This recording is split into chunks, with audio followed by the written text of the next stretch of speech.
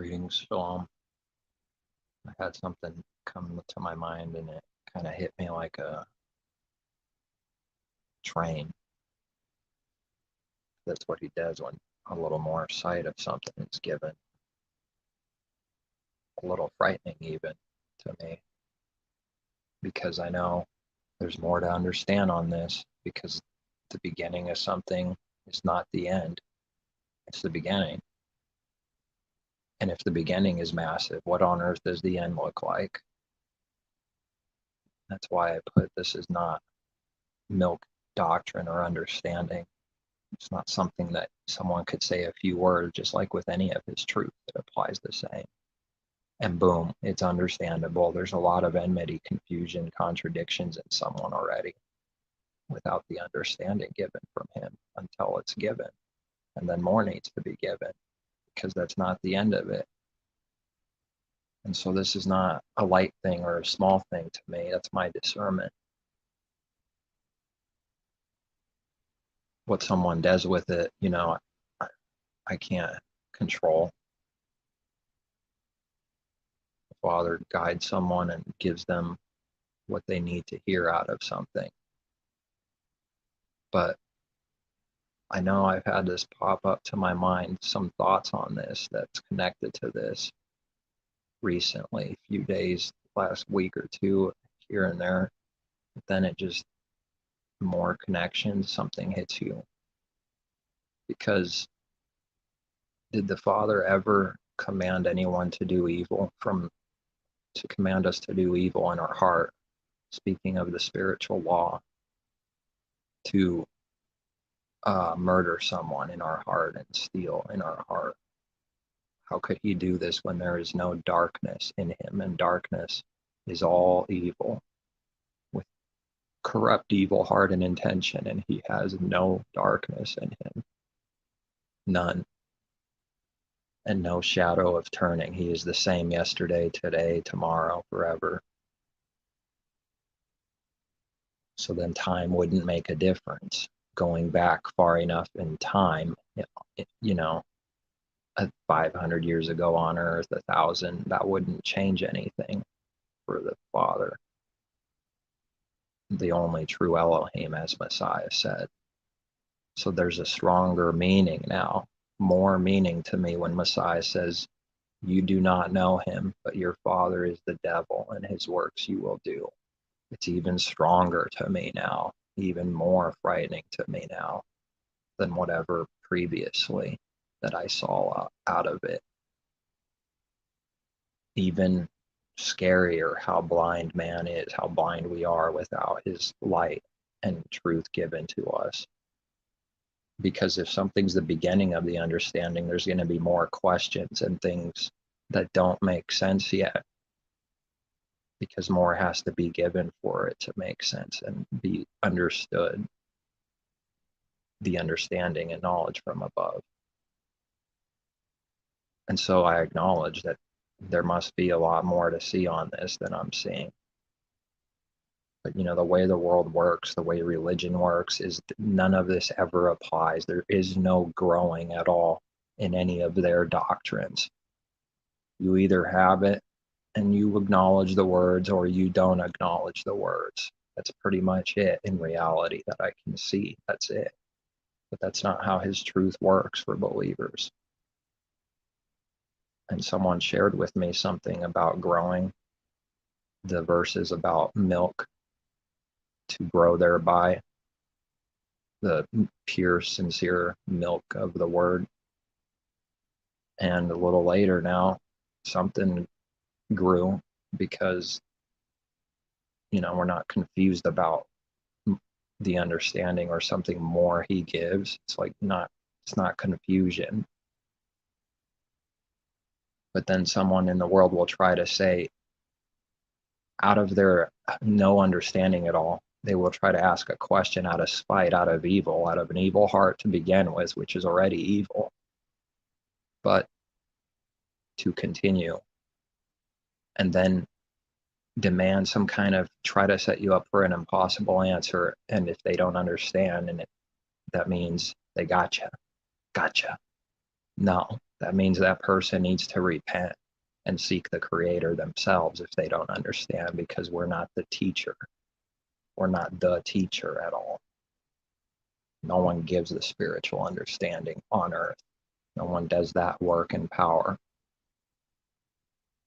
So then the enemies just work out of evil and evil intentions constantly with no understanding. And they think they are wise when they do evil. And I was reading some verses in Isaiah 29 and 30, powerful. Maybe I'll read from some of it, and somewhere, some other verses I just was looking at, skipping around, whatever came to mind, and then trying to find where it's at. That I read Jeremiah 4, maybe, that they're wise to do evil, but concerning good, no knowledge, zero. That's what it means. No knowledge, zero. But concerning evil, they're wise to do evil. My people are a silly children. My people, he says, the many called. That's what this means here when we read my people in scripture, is like the many called, representing the many called that don't really believe. These would have been the false believers of the old covenant. But there's a double understanding always with his word, because before Messiah, there was no spiritual understanding in man. So then the way Messiah teaches and the disciples teach is through this understanding of the two sides of the sword. When Messiah says that you didn't do the works of Abraham, you didn't do what he did, he wouldn't have done what you did. Messiah is speaking out of how his word works and not what man thinks and how it thinks it works. He's not saying Abraham was a spiritual man that kept the spiritual law at all. He's saying it out of how his word works, which is a teaching, a parable of the stories of real people, or a literal parable that aren't real, both. For what Abraham did, for what it means spiritually for us, you wouldn't have done. Meaning, Abraham listened to the Father's voice. And he's an example of listening to the Father's voice, keeping the laws, the commandments, the statutes, the judgments, like we read in Genesis, which prove there was law before the law was revealed. So then they don't understand any of that in the church world. It has to be given. In a way, there was no law, through an understanding that it wasn't revealed in the same way. But in the beginning, it's just listen to his voice, and not revealed through Moses, through a nation, through these commandments given through Moses, and then to keep these written down. But even before that, Abraham and before, nobody kept the spiritual law. They were types and examples under the old covenant and under the old way, before the new covenant of naturally keeping the commandments, which is not righteousness. Only the Father's righteousness is righteous, actually, in reality. That means it's actually righteous. Our own works and understanding of his word and law is not righteousness at all. But though someone believes it is already, because that's who the natural man is. Everyone, even those outside of religion, it's just that they don't have his word. They don't use, they'll use any number of mixed things. They do use it, even if they don't claim to. They'll use his word and some laws. Even those not in religion, they'll quote scripture. It's happening all over the place. They just take whatever and create their own law. And then they follow their own law in their own mind. And when they follow it, a serial killer does righteousness when he snipes someone in the back that's running away from his bunker because he's a pedophile. He has to do it a certain way in his delusional mind so that he's righteous and justifies the sin and counts it for righteousness to cover the real sin he's doing. If someone breaks the pattern of a killer like that, they go crazy because they didn't follow their own law they got in their head and their heart and mind. They're doing evil regardless of their stupid law that they create in their mind, because that's not righteousness. Now, if someone's not understanding and seeing any of this yet, that's okay for a believer not to see whatever things yet, because we're constantly learning and growing. But it's not good, not okay to not believe in him, though, to seek to do his will. We just ask if we don't know. That's all, which is everything. That's all. That's why I say that's all, because it's everything. That's all. We're not even using that phrase like that the way the world uses it anymore, hardly.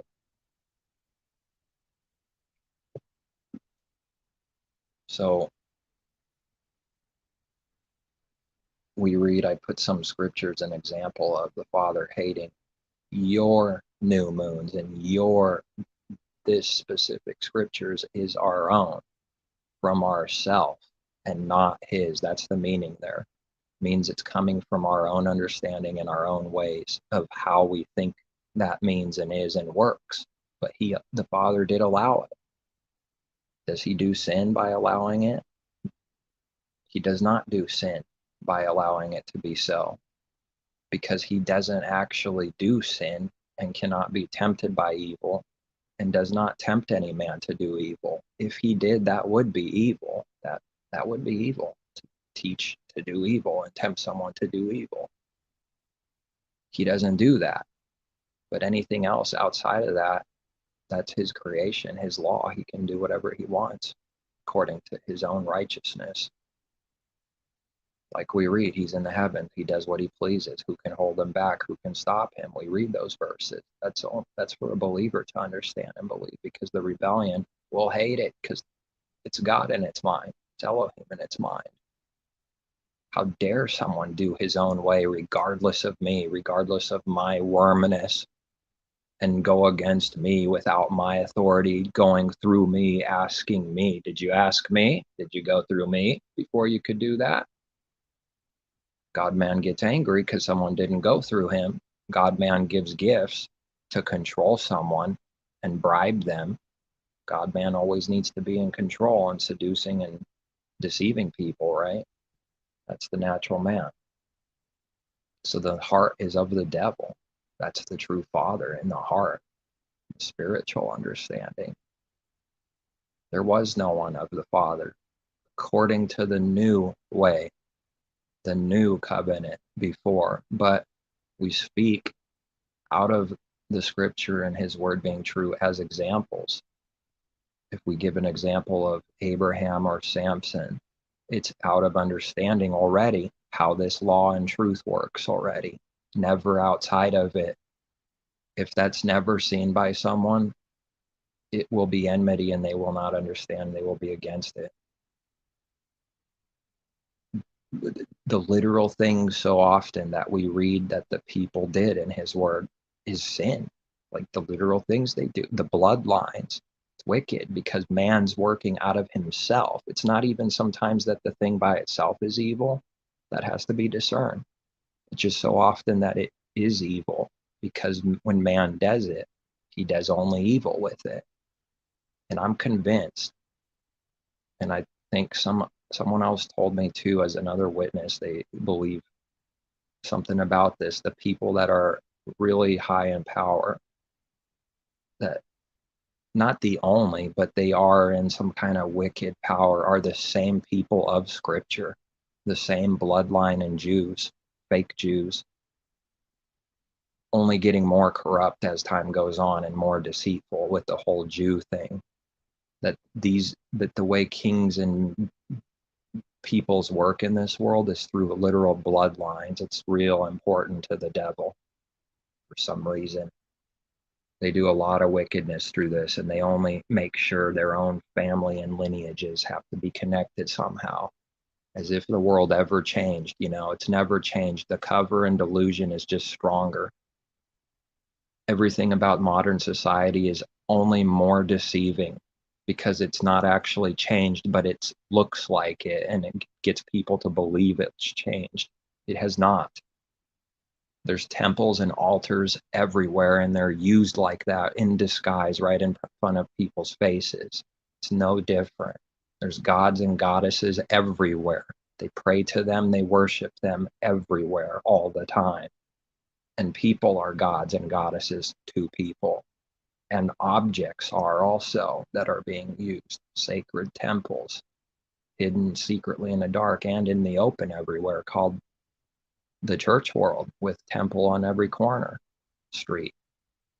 Where I live, the little town is only like 7,000 people or something, 8,000 at the most, I'm not sure, but something like that or less. And there's multiple church buildings, multiple. They're everywhere. The cancer has spread like we read that it would. Their message in cancer will spread, has spread. The apostle was speaking about this cancer that would spread, speaking about the fake Jews and the fake religion and the harlot. Doesn't matter what blood someone is. I say fake Jews out of being the spiritual wickedness, a wolf in sheep's clothing and not blood, because that the flesh profits nothing. That doesn't determine righteousness or who's a believer or not. Blood, it doesn't matter what color someone is. Nobody's better than anyone. Nobody's worse than anyone in the Creator's sight. It's his creation. How could someone's flesh be better than someone else's? It's sick. But because someone sins more or makes grander sins, people will say, I'm better than that person. Well, their heart's corrupt. They don't understand. Of course, it's going to be enmity against the truth. Of course, we'll never be in agreement with the world about anything concerning what's real and the spiritual things, not carnal things. Carnal things don't matter. What color someone likes and someone has the same preference is not proving, it's not anything to do with the truth. Concerning real things, it's going to be enmity and disagreement and no understanding between the two. It's a war. It's a spiritual war. Look at Solomon. How many wives did he have? Let's face the reality.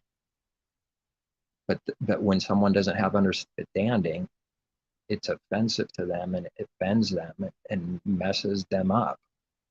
But we're supposed to go to the Creator for understanding, not go to some religion and start getting our own understanding in ways and just blindly believing and worshiping the preacher man apart from the Creator completely.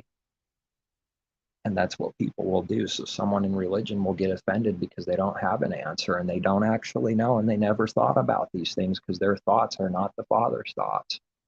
Our thoughts are not his thoughts. But what does the world believe? It doesn't believe, rather, that we can be given his thoughts and truth. It doesn't believe that a few are, that there always has been a few now in Messiah that have been given truth, which are his thoughts. What is the Father giving us? Not his thoughts. Here, I give you not my thoughts. But we already are that. Plenty of that. I'll do just fine my own. I'll destroy myself just fine with not his thoughts, and I mean that. I'll go straight into destruction, into a ditch, and want to do the most dumb, contradicting thing and do evil and murder people and steal. And maybe if the restraint is unleashed, start literally doing these violent things and crimes and sins. That's what we would be without the Creator. The old man has never received a single thought from the Creator at any time, even for a believer. That's why it's a miracle for that to be true forever and receive his truth and thoughts and understanding, because it's the new man, it's the new spirit, formed his spirit in us. And the old man is just rotting and dying. The Father doesn't give anything to the old man. Is rotten. It's at enmity at all times. It's wicked. It needs to die. There's no other answer. That is the truth in his word. There's no other answer in his truth and word. And I'm not worried. I'm not worried when he gives us the understanding. Someone can bring on any scripture. I don't have to know it or think of it right now. Think of all the different scriptures and have it all in my mind. No, that's not what's happening. Can't see everything and everybody's in question all at once on any given day. But I'm not worried, though, if anything's brought up. it will be explained and given and shown how what someone says is false and a lie, and it'll be exposed and contradicted, and they will not be able to answer the questions we give them, because the confidence comes from above, from the Father being the teacher, that there is an answer to his truth always, not from self. But it will look like self, won't it? Because a living, breathing person saying, I have confidence, that must be pride, that must be wickedness. He said it, therefore it's his understanding. That's what they do. It's what they accuse constantly. The devil's kingdoms are retarded because they fight against each other. It sets up little kingdoms, and make no mistake, they are kingdoms, and there's many, some bigger, some smaller. Some barely getting off the ground, some in between, some large. There's many. I don't know how many. There's just many.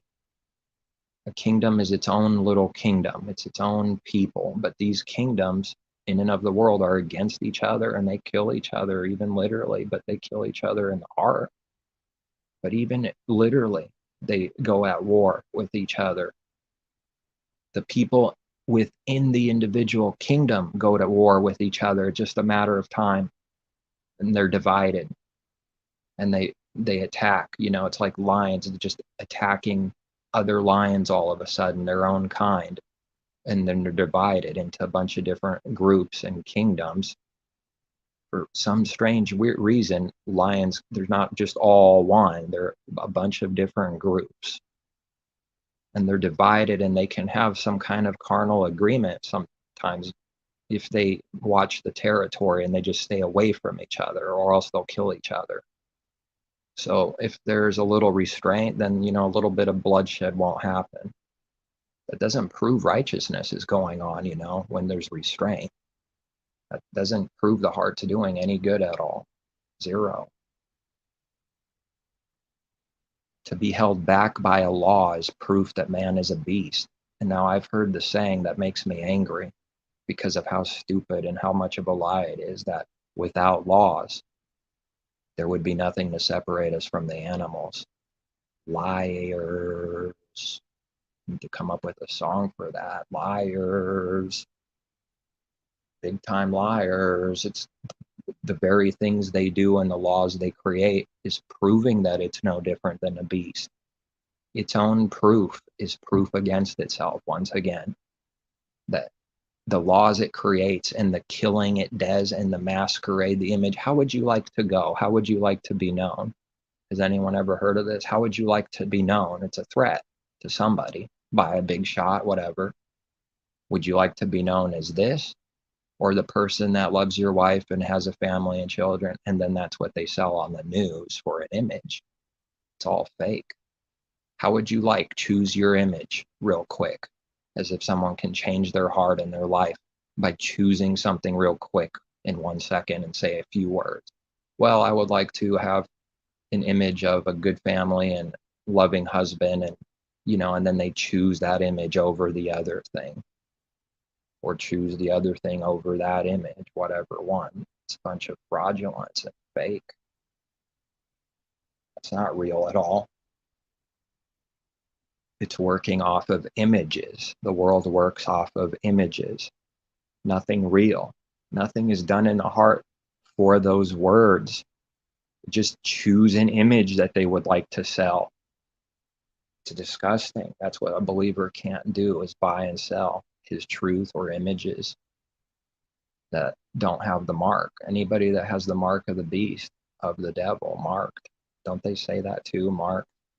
Interesting. Yeah, I've heard it. I've seen it. Marked. He's marked. Put an X on his, forehead. He's marked. He's the devil. So there's a weird agreement sometimes between devils, because a killer is like feared, with cowardly feared by others, and they like respect the killer because they're killers. It's a strange, wicked agreement. But at any time they could kill each other. They'll make no mistake. None of this is good. This is out of evil. This respect, this friendship, betrayal and murder literally could happen at any time. But there is nothing good going on spiritually in the heart, in the devil's kingdoms. It's getting frightening how bad it is. in my eyes that he's given me to see. It is a lot to overcome. It is a lot to overcome because you look for good and I'm finding none, and it's like getting worse. Not only am I not finding good, I'm finding more proofs for it that it's only evil.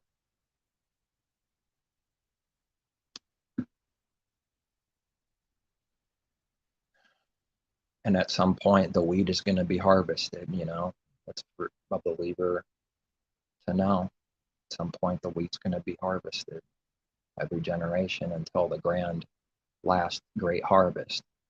Both are true. But spiritually, it's happening. At some point, a believer is harvested.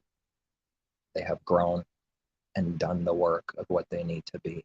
And now it's time to go away from the world, you know, whenever that is, as Messiah, being the example. But the Father doesn't do half-assed anything.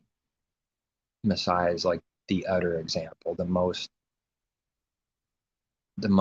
perfect, the most brutal, that is the perfect example through Messiah, because they literally put him on a stake and killed him. So nobody is going to have it any worse than Messiah. That's what I'm trying to say. He's the perfect example. No one's going to have it worse. No one's going to have it worse. And there's just an understanding about this to see that that's what the Father did. He's perfect like that. No steps have been skipped. There's nothing, oh, Messiah didn't do this or didn't understand this or learn this and we did, or the other way around. I don't think so. Whatever he learned and went through and did, so a believer must do the same. Now, when we talk about what it really means to follow in Messiah's footsteps, all of a sudden, there's not too many people left around us. You know, it gets quiet and everybody's like turning their heads like in fear. But what does someone do?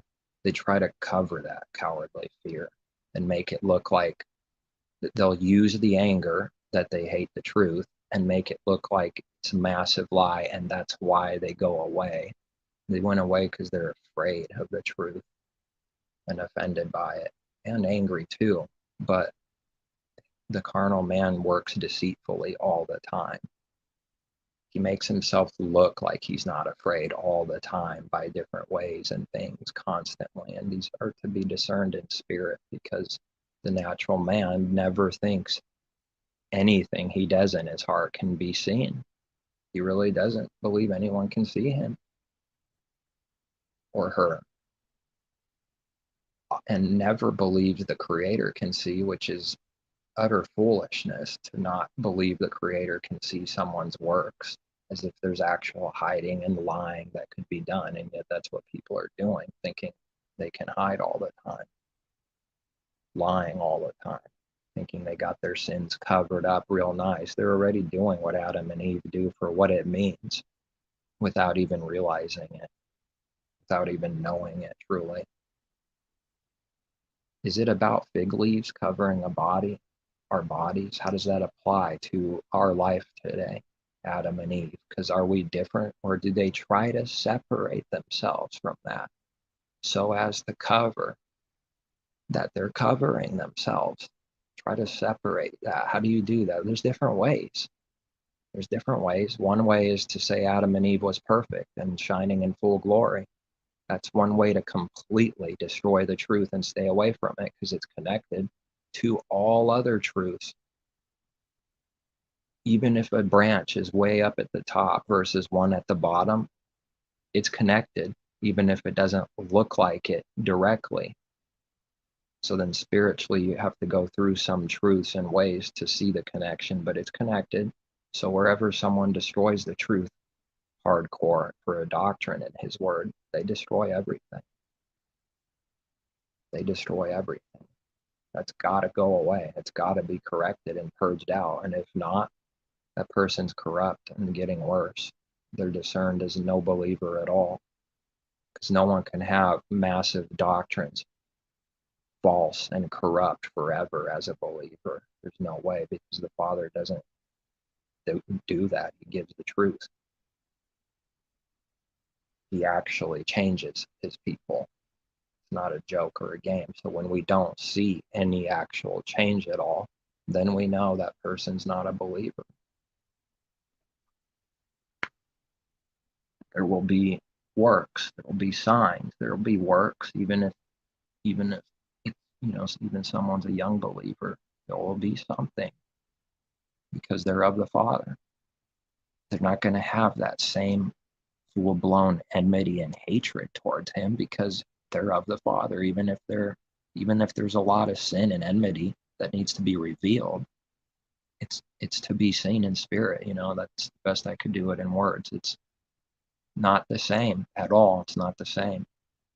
And at the same time, it doesn't mean that there isn't a whole lot of sin that has to be revealed in a believer's life and corrected and repented of. It doesn't mean that. And I see a way for how both are true. You just see it without contradicting. You see a tree in your mind spiritually, and how it flows and works together without contradicting. His way is perfect. And this is massive to me, so I don't know what else I'll see about it. You just ask, wait. But it's a big understanding, and I don't believe at all that it's milk doctrine, because it's so big, even right on the surface, with big implications. And look at the world. God of the Old Testament, God of the New Testament. That's a sign. That's a sign to me, and proof to me. Now, there always needs to be discernment and some works and witnesses, always beyond one thing. But when someone just casually says that, see, how could a believer do that? How could they slander the Creator and just blindly say, God of the Old? They might not understand. We might not understand a bunch of things yet, but the Spirit of the Father in them isn't going to just do some massive, corrupt, evil thing like that. And if we do something wrong, then we repent. And someone will feel convicted for doing some kind of sin. That's how he works. And then we acknowledge it, and he corrects us, and then we learn something from it. So when someone just says, I'm going to go Old Testament Moses on you, and uses that as a joke, I don't see how a believer could use that as a joke unless it's a mockery against the lack of understanding for it. That's one way I see how that could be done, but not actually done. Could see it being used as a mockery of like how stupid and evil something is, and mocking the thing, that evil thing that people do, but not like to seriously go around and like laugh and joke casually at some party and say, I would go Old Testament Moses on him. And, a Christian says that. Well, I've actually heard it, with not blood family, but family through marriage, the other side, one of the parents saying that at the table once some time back, and it's like just gross, disgusting. It's like you say a couple words and everybody freezes. Just a party pooper and ruining parties. That's all we're good for. Nobody wants to speak the truth or anything real. They want to speak the stupid delusion and be in death constantly and try to escape their reality and escape the judgment now and to come, both trying to escape what can't be escaped. So then love is never what a natural carnal man in religion ever believes it is. Love to them from above is wicked, and their love is wicked to us, which is based on carnality, lust, murder, hatred, deceiving, lying. That's what the world's love is. The more you lie to your partner, the more loving you are, the more you protect them. Sick.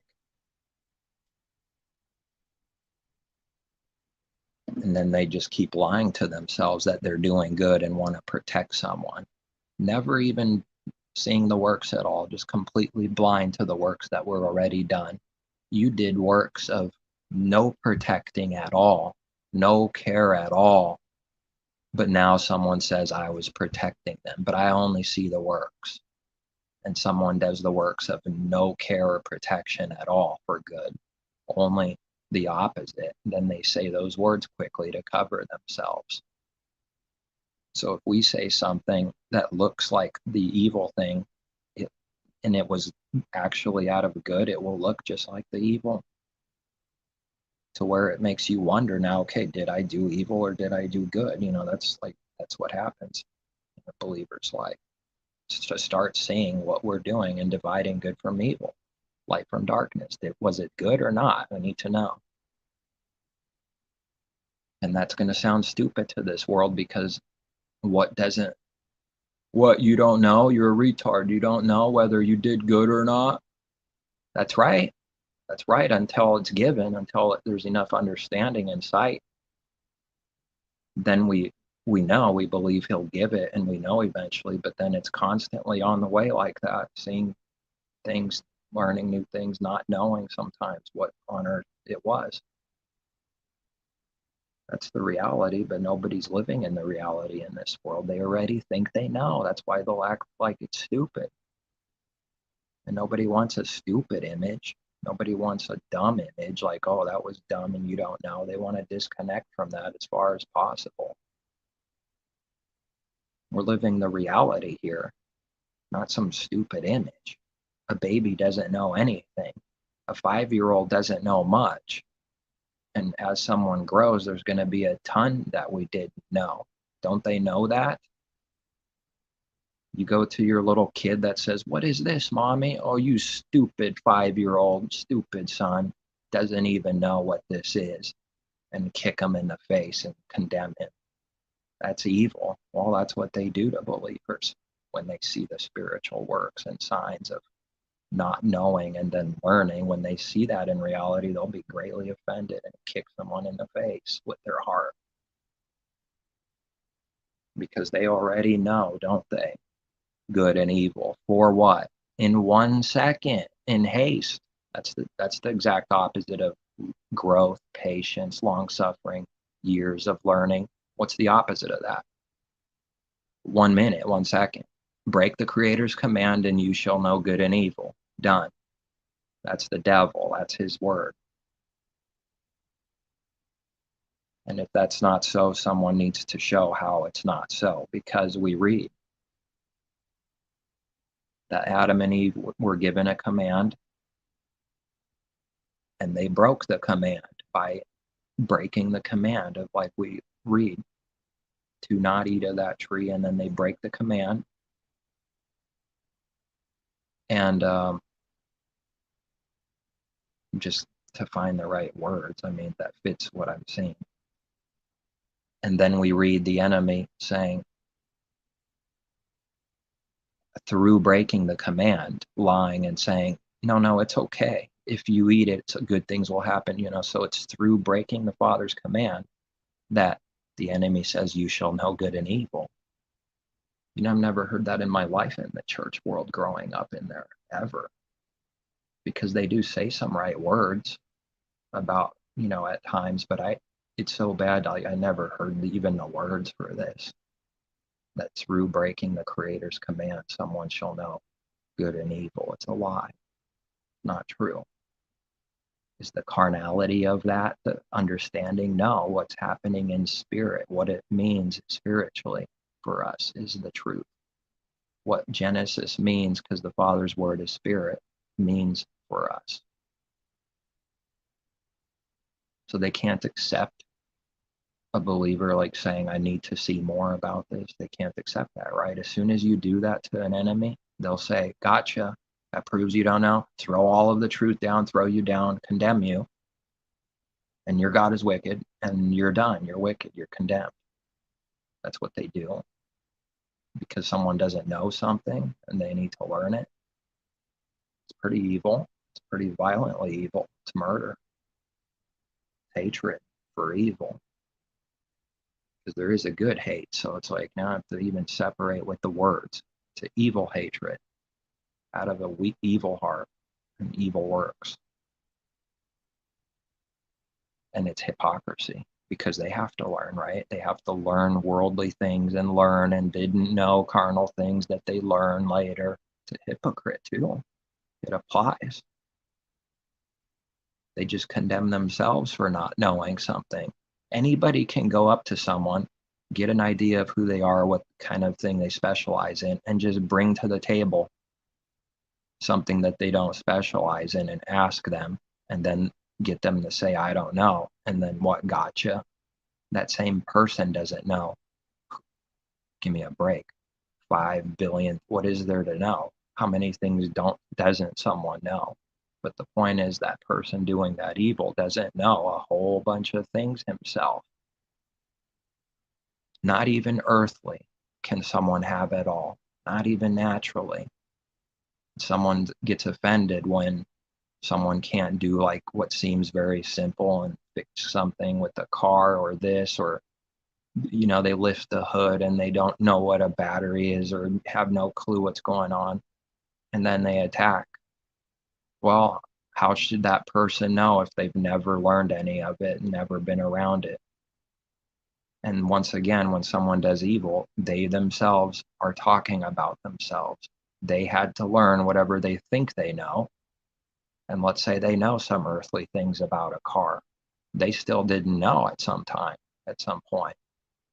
So they condemn not knowing while they didn't know also.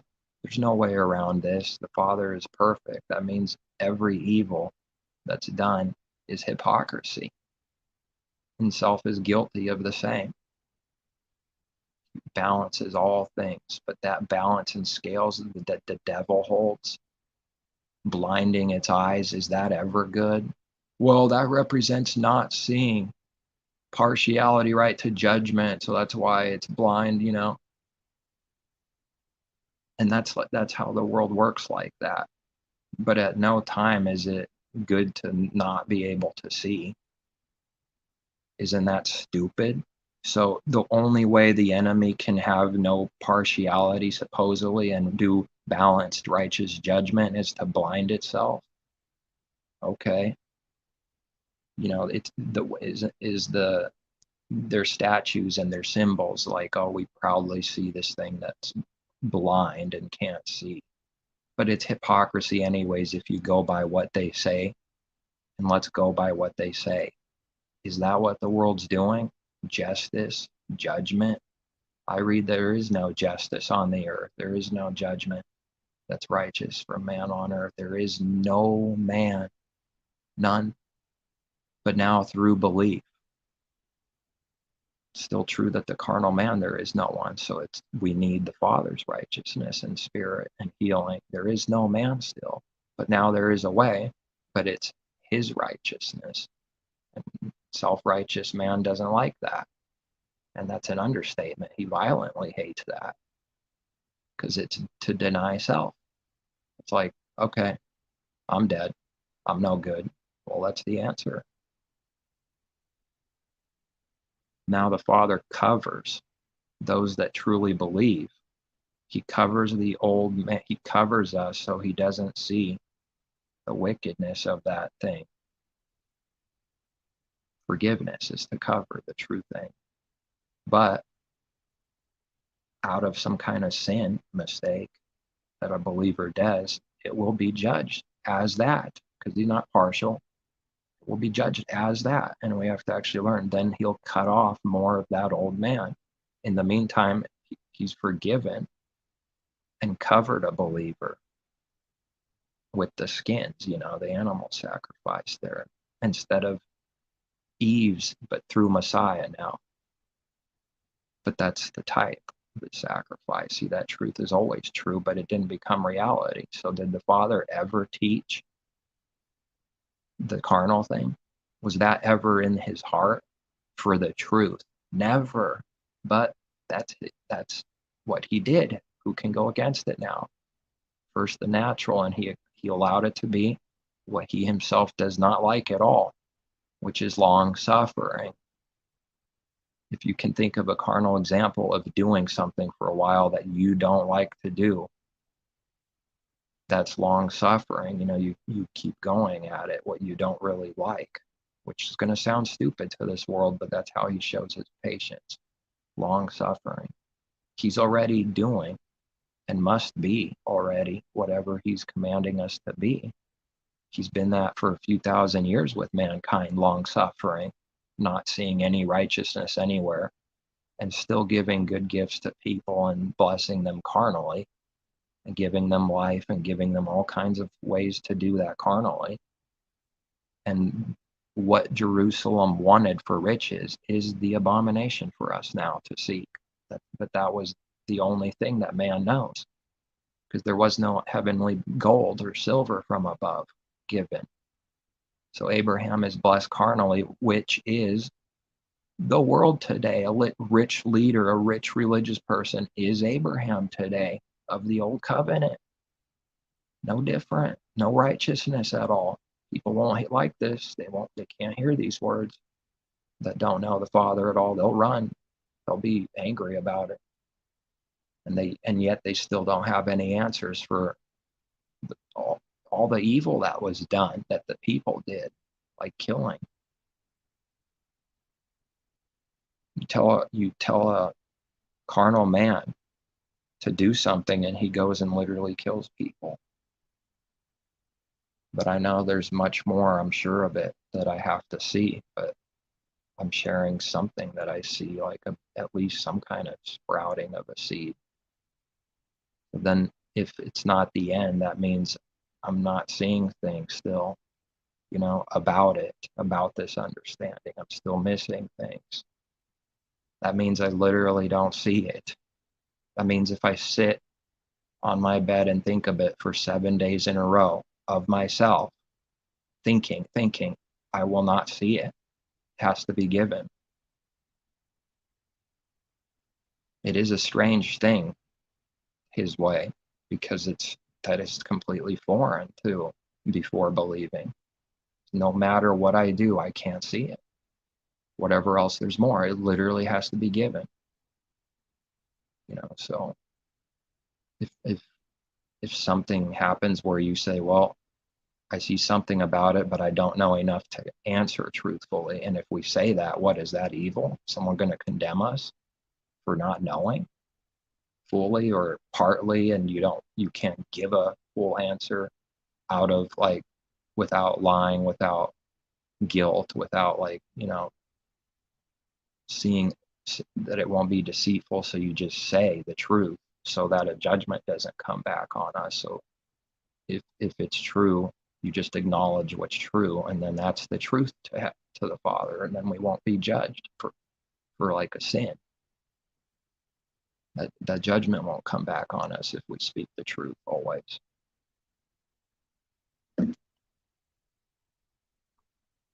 One lie leads to more lies, and someone will get trapped, and then it just keeps on getting worse from there. Then it's buried and forgotten, tries to forget, and someone's life just keeps spiraling down like that spiritually, apart from him. No one can understand his word, including me. No, the old man can't do it. Adam can't do it. I can't do it. No one else can do it. And then these leaders of religion believe they can do it because they're the same leaders of Jerusalem of old. And they think these teachings are not in Scripture. They're there more than I ever seen or realize, I'm sure.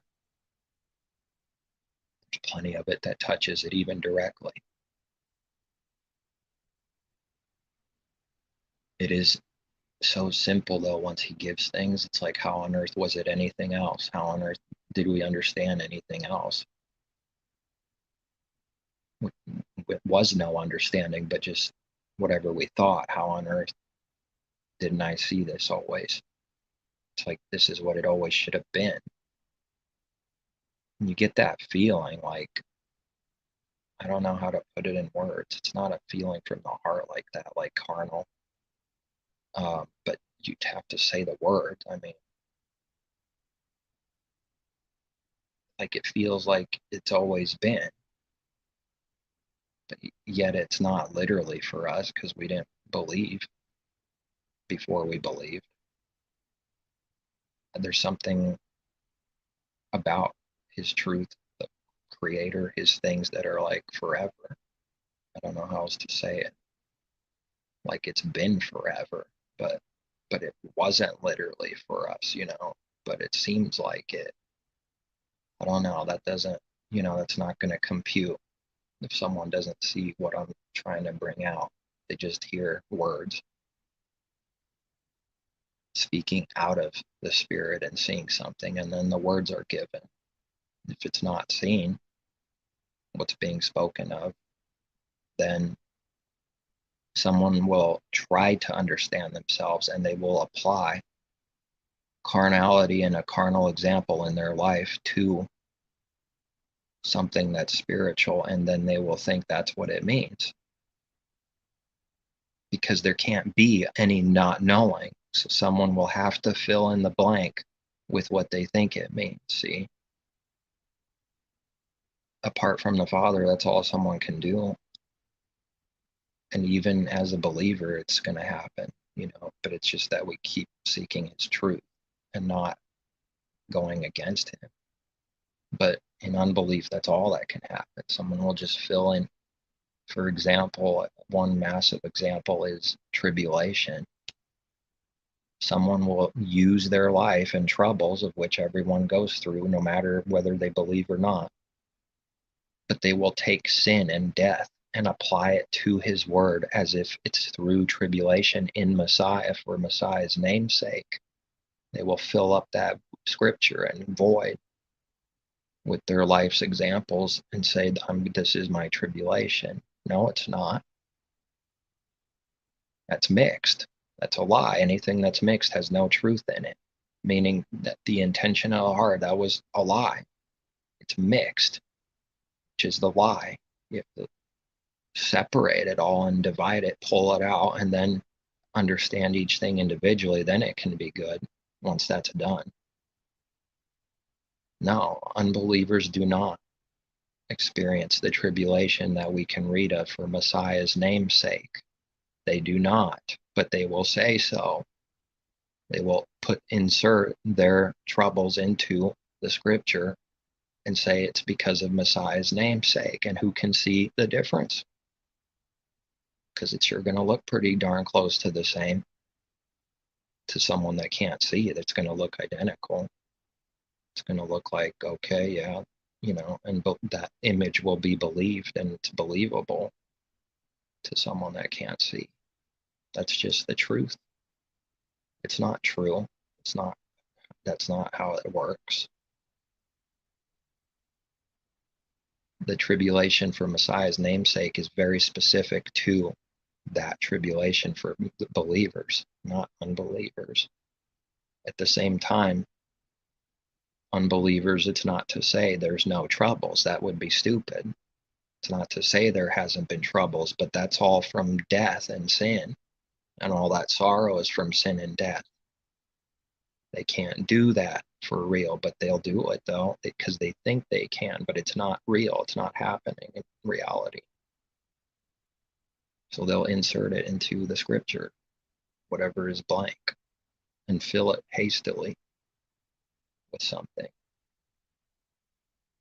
It's just, that's what people will do, that don't know him at all. It's the best they can do is sin. That's the point. The best they can do is lie, cheat, steal. Why did the law get revealed the way it did? The apostle speaks on it, and people want to destroy all of the apostle's words and say he's false, when there's some massively important things. Not that some of it's not important, all of it's massively important, but things that directly touch on a bunch of things, like the law and the law of sin and death, and so many things, to learn what they mean, and they just obliterate it, bulldoze it. That's why someone goes in destruction, because that a great sin requires a great judgment. And when you're doing this, it's doing a great damage to real people for believing that lie, and it's destroying everything in them to start believing the apostle is false and everything like this, and or the New Testament is false, and especially, denying Messiah and trying to install those seeds and grow that cancer in someone, it will destroy them for real. It'll spiritually destroy them for believing the lie. Fast to hear, slow to speak. That's why we read that, because can't just believe someone because they said something. That'll do damage to us. If we do that work of not being slow to hear, there'll be a penalty. We'll do some kind of sin for sure if we're breaking it, for breaking that teaching all by itself. We'll believe a lie as like a judgment or this or that. Something will happen that's no good. It has to be cut off and purged out. Anyone that doesn't believe in the Father's power, turn away from such, we read, separate. Does that mean do evil to them? No, it does not. But what will the world say? You do evil. You don't love. We're one. Shut up. No, we're not one. No, we're not. Go to religion if they want to hear all that smooth, oily garbage and sin. No, we're not one. Sorry. The Father is not one with this wicked world spiritually, and his people can't be one with it. It's a division, separate. Light can't be one with darkness. That's sin. When I say can't, it doesn't mean we won't make those mistakes ever. And don't say can't out of that, like, it's not possible for me to sin. I'm God. It's not the meaning. Can't as in that's the truth. That's what a believer has to do and understand and do. It doesn't mean there will ever be sin or mistakes. But when someone's teaching the lie and believing it, that means they never do the good thing. They're teaching the lie as truth. How on earth is it that they're doing the good if they still have the lie in their heart fully? Whereas a believer has the good truth somewhat, even if it's a little bit, now they have that truth to build on, so that to stay away from whatever we see it means.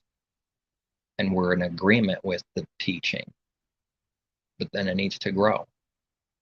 But with no agreement, no understanding, no belief, believing a lie, someone's still doing the works according to that lie continually. If that's so, they're doing the evil because they believe a lie completely still. There is no good doctrine. There's no purging out of the leaven within. So they're still doing the evil works according to that lying doctrine and knowledge. Everything that we read is real.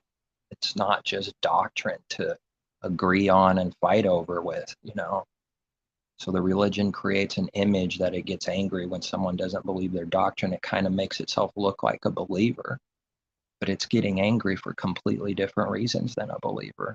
I mean, they're completely different. They're not the same at all. But it looks like some kind of anger or defending truth. It looks like that, right, for an image. And it's for completely different reasons. Some image created. It's not real, out of the truth. It's powerful, the image of the beast. Who can make war with the beast? Nobody can make war with the devil and the kingdoms of this world. It's powerful. Who can ever make war with us? Plus, enemies that hate each other will gain troops and become like one in that to destroy something good and light. They'll speak out of the whole world being with them because they are in spirit all of their father, the devil. Gain the troops and to destroy all good. Got to clean up the chaff, says the devil. Got to clean up all the wicked, which is the righteous, those that believe in the Father for real. They're the wicked to them. Got to clean up the chaff and burn it.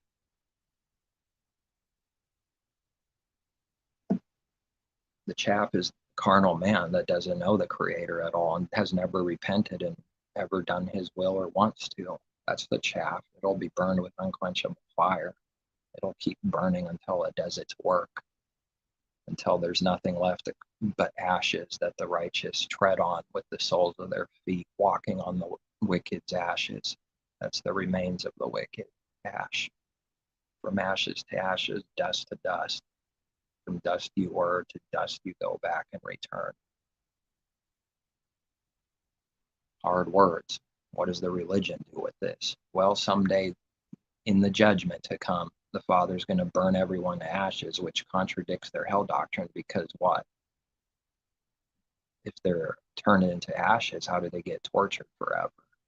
So then these kinds of lying contradictions that go against itself exist everywhere.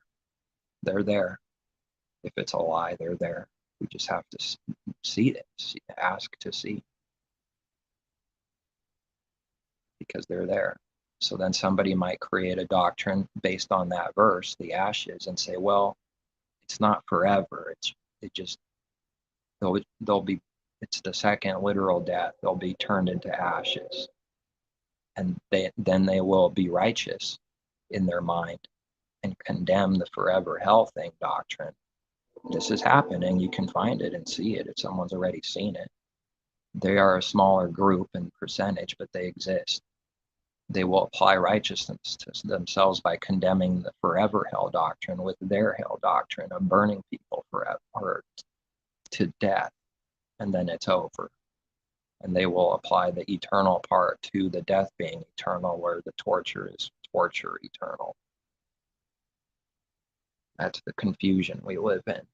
Neither of them have any truth or righteousness in them, because these are both lying, wicked doctrines. One being lesser evil, that's their definition of righteousness. Man's definition of righteousness is doing what he thinks is a lesser evil. So then they'll look like a believer when they say the words that we might say, that we have said, that I have said, and others have said, of the evil that it is to torture people forever. Someone that hates the Creator and is against him can say the same words because of their doctrine of burning someone to death, ashes, and not forever. Then they can say it's evil and violent to burn someone forever. But you will see, if someone's seeking the truth from the Father to do his will, he'll give discernment to see why and how they do that, and that they are not doing the Father's will at all, and they don't have anything to do with him at all, and have the same hatred in the heart as anybody else, and murder in the heart as anybody else. They just trick people with their doctrine. They just create an outward image with words that have nothing under them. Just a thin cover that covers the body of its nakedness. It's very thin.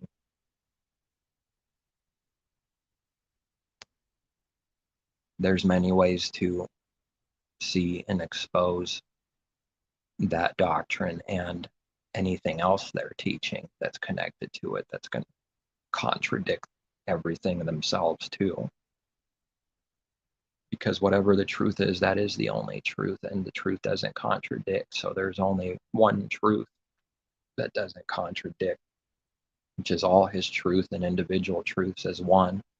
And anything else that's a lie will contradict, and will contradict its own self and prove its own self against itself. In his word, it can be shown how burning someone to literal death and ashes will contradict all kinds of things in his word that they can't answer to either, because it's a lie. And you can always do this with his word if we have the understanding from him. On any lie, it can be done like that, and they will not be able to answer. They won't answer directly and truthfully. They won't be able to. They could try to answer, but it will not be directly and truthfully. Their answer will be contradicting, and then you expose that contradiction, and then they try again, maybe, then they run away, try to murder you, send the troops, go and kill him. I'm God, go and kill him. He didn't believe what I said. I'm not angry because I'm defending the truth. I'm angry because I got exposed as a sinner against the Creator, and now I'm channeling that anger to make it look like I defend truth. That's what they do. sorcerers and magicians. The lying wonders are to be seen in spirit, and they really are grand lying wonders, meaning big, not good. Lying wonders of Satan and every trick and lying wonder. They are spiritual deceptions that are lying wonders. They are great spiritual deceivers that are constantly doing that.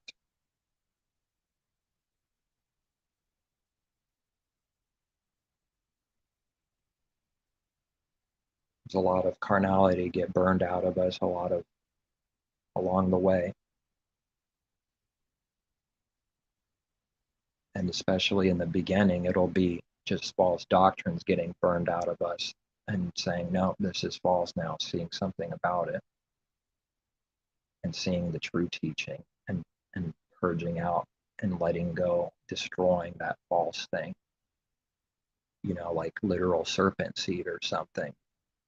That's going to go against all his word, and it's going to imply massively sinful things and blasphemies against the Creator. It's going to imply pride and partiality, which it does. Anything that's a lie will do all these evil things because it's about the flesh. It's about the outwardly that someone makes it about. Now these lizards, and if someone has believed this before as a believer, it's okay. It doesn't matter. Just as long as you're seeking truth constantly to see the truth and purge out the old wicked leaven and false doctrine. It doesn't matter what a believer's believed before. There's no condemnation in Messiah, but that only applies to believers, not false believers. I don't read, there is now therefore no more condemnation for those that pretend to believe in Messiah. I don't read that. It doesn't apply to false believers. But now these lizards, they blame it on that, and then they have something to blame. They have world leaders that are real evil, that are not understanding at all how they got evil and how it got that corrupt, but they're blaming it on being a different lizard creature or whatever from the literal serpent seed, and it's destroying all his word through it, and they can't see how. It's implying the Father is partial. It's implying there's no such thing as sin according to the truth, that it just depends if you were born a lizard or not. That's what they all have to imply, that they can't see when they do a lie, that they imply that you just have to be born right. And if you're not, you need to be destroyed literally forever, thrown in hell forever because you're a lizard.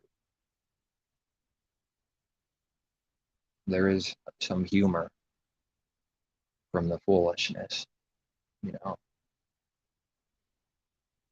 I see it through his word.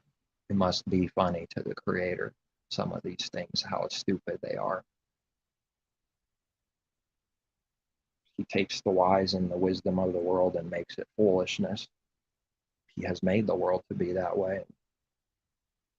Without him, that's all that a man can be. But this world, not many believe. Therefore, he has made the wisdom of this world the very best it has. The very best scholars are there's your foolishness.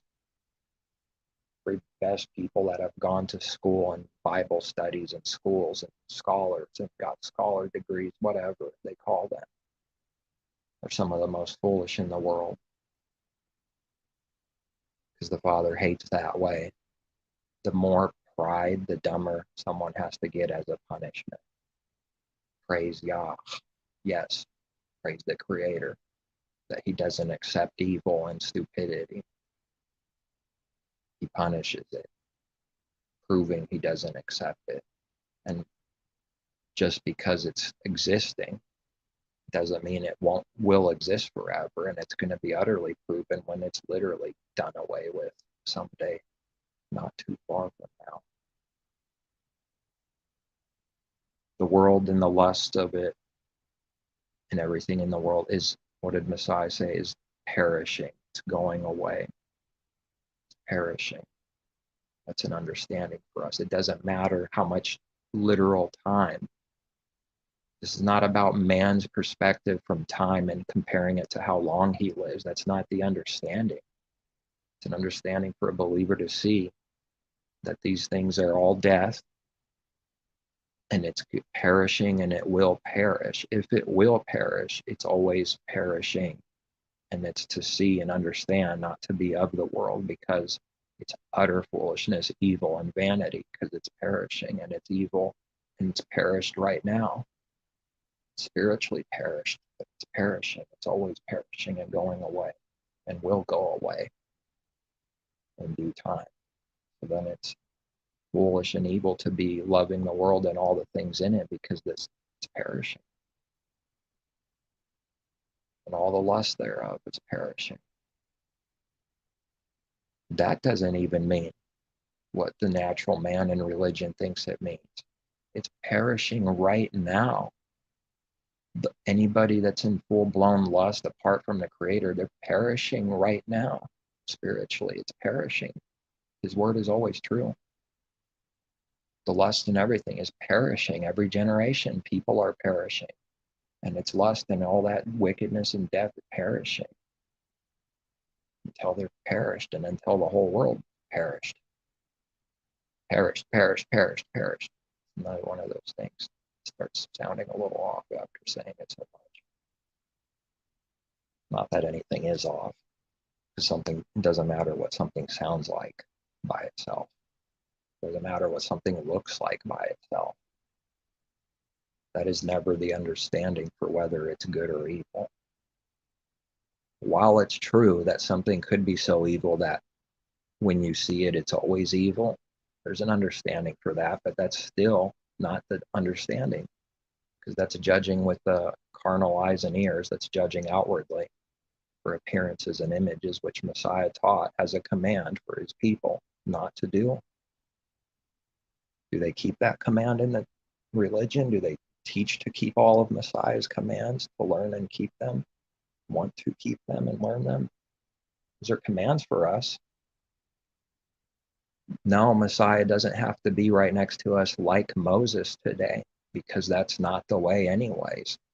He is with us in spirit, and his law is understood spiritually. But we're given an example, a natural first for the spiritual, for those under the new covenant. It's for our admonition, and that's another reason why the Father made that to be so first like that. There's reasons upon reasons, all working for each other. It's pretty frightening how perfect it is. And that's speaking out of being far from there, as far as who knows how much understanding and wisdom the Creator has. But just already seeing whatever he's given me, I could see that's true. And I know it's true for other believers the same. Just the more he gives, the more amazing it is and perfect it is. And whatever we don't understand, it doesn't mean there's no answer for it. That's what the wicked would like to do, is try to trick someone and say, try to confuse them, try to install false doctrine in the meantime, while we need to learn and see something, and then get deceived because of this hasty work, which is not faith, which is not patience, which is not true belief. It's for us to learn. But if we make that mistake, then we learn and see, oh, that was bad, that was no good. So then you are aware of it now more than before, and say, I need to wait, or else I'm going to get in trouble. I'm going to believe a lie and replace something because I don't know something, and replace that void of not knowing, instead of waiting on him, with a lie. And that can do some damage, depending on the lie and how bad it is for our works. But just doing that alone is already sin and will cause damage. That's how his truth is. Every little thing is perfect. Just doing that itself is already sin. It has to be corrected.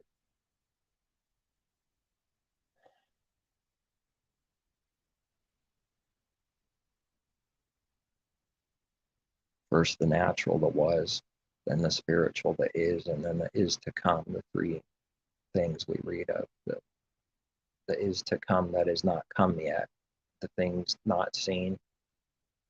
That's applying now, learning the things not seen, walking in faith, not seeing what's to come, not seeing Messiah like they would have seen Moses, literally. All kinds of things to be applied for not seeing, and faith is not seeing but believing, and not having this literal carnal sight as the world needs to have it, to see and believe. That's what faith is. And it's not blind and it's not stupid. Blind and stupid is zero faith. Those that don't believe are blind and stupid. Their things are blind and stupid for real, spiritually, at the very least. They believe all kinds of things blindly and stupidly and worship the man blindly and stupidly, talking about itself, trying to hide its own sins by accusing someone else. That's how the enemy works. It hides its sins by accusing someone else, and then it ends up talking about itself. And it's guilty for its very accusation. There is a way to not do that while looking like it to the world. They just don't believe in that way at all. Don't believe in that at all. And as I've said before, truth is the first thing. The evil is the copy and masquerade of the truth, and mixes and twists it and destroys it by doing this. It's the copy and fraud of the truth that always was first and is, not the other way around. Just because we don't know first does not mean the truth wasn't first. It has nothing to do with us. Father is first, and his truth is from him, and he's first. His truth is the truth. It's the original thing. The devil's things is just the copy and masquerade. There's all kinds of forms and images and twistings and combinations. They're endless. They're like limitless to what you can do for a lie. You could take anything, mix it up, and create your own little religion that's a little different than all the others, that looks a little different than all the others. They all teach that you're God and work out of the God-man heart, and it all teaches pride. It all teaches selfishness. It all teaches carnal preservation and saving of the soul, which is death. They all teach the same spiritual thing. The works will prove whether that's true or not. They all need to go show how good their works are out in the world and advertise it when they do that. They all have to work out of sin guilt. All are being judged by the Creator. All have the same signs and works out of sin and judgments and patterns being done. All is the same in the heart, but not exactly the same outwardly. And who gives a better picture than the Creator? With Adam and Eve and fig leaves, there's all kinds of different covers and clothes that do the same thing, but they look different. All kinds of combinations for religion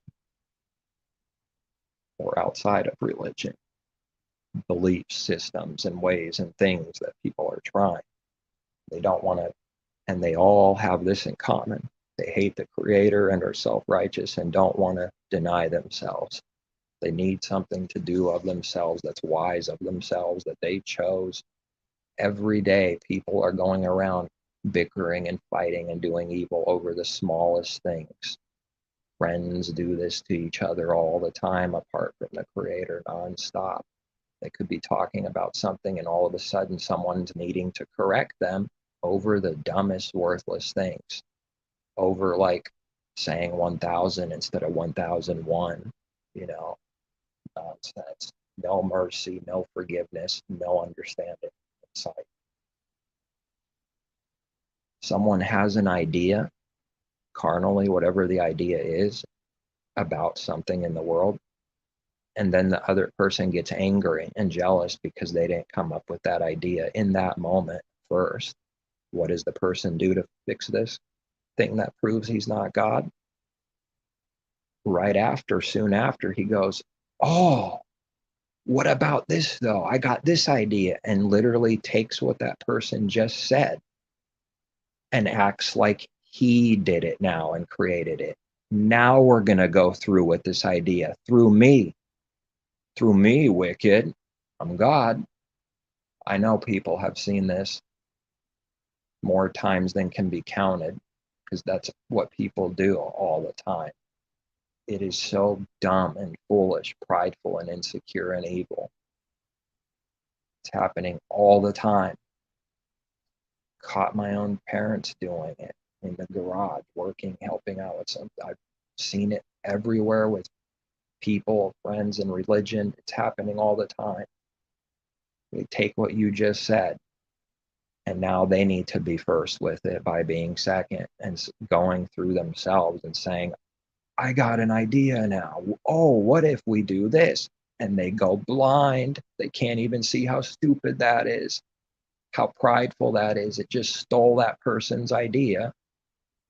And I have to talk like that because that's someone has an idea and it was first in that moment. It steals it and creates it as if it was its own. How evil is that? Is that what a friend does to another friend constantly? That's murder. That's hatred. That's despising your friend if you do that to your neighbor. That's not love at all. Love is just some mushy, gushy, feel good, lustful thing in this world. It's nothing to do with the Father's love.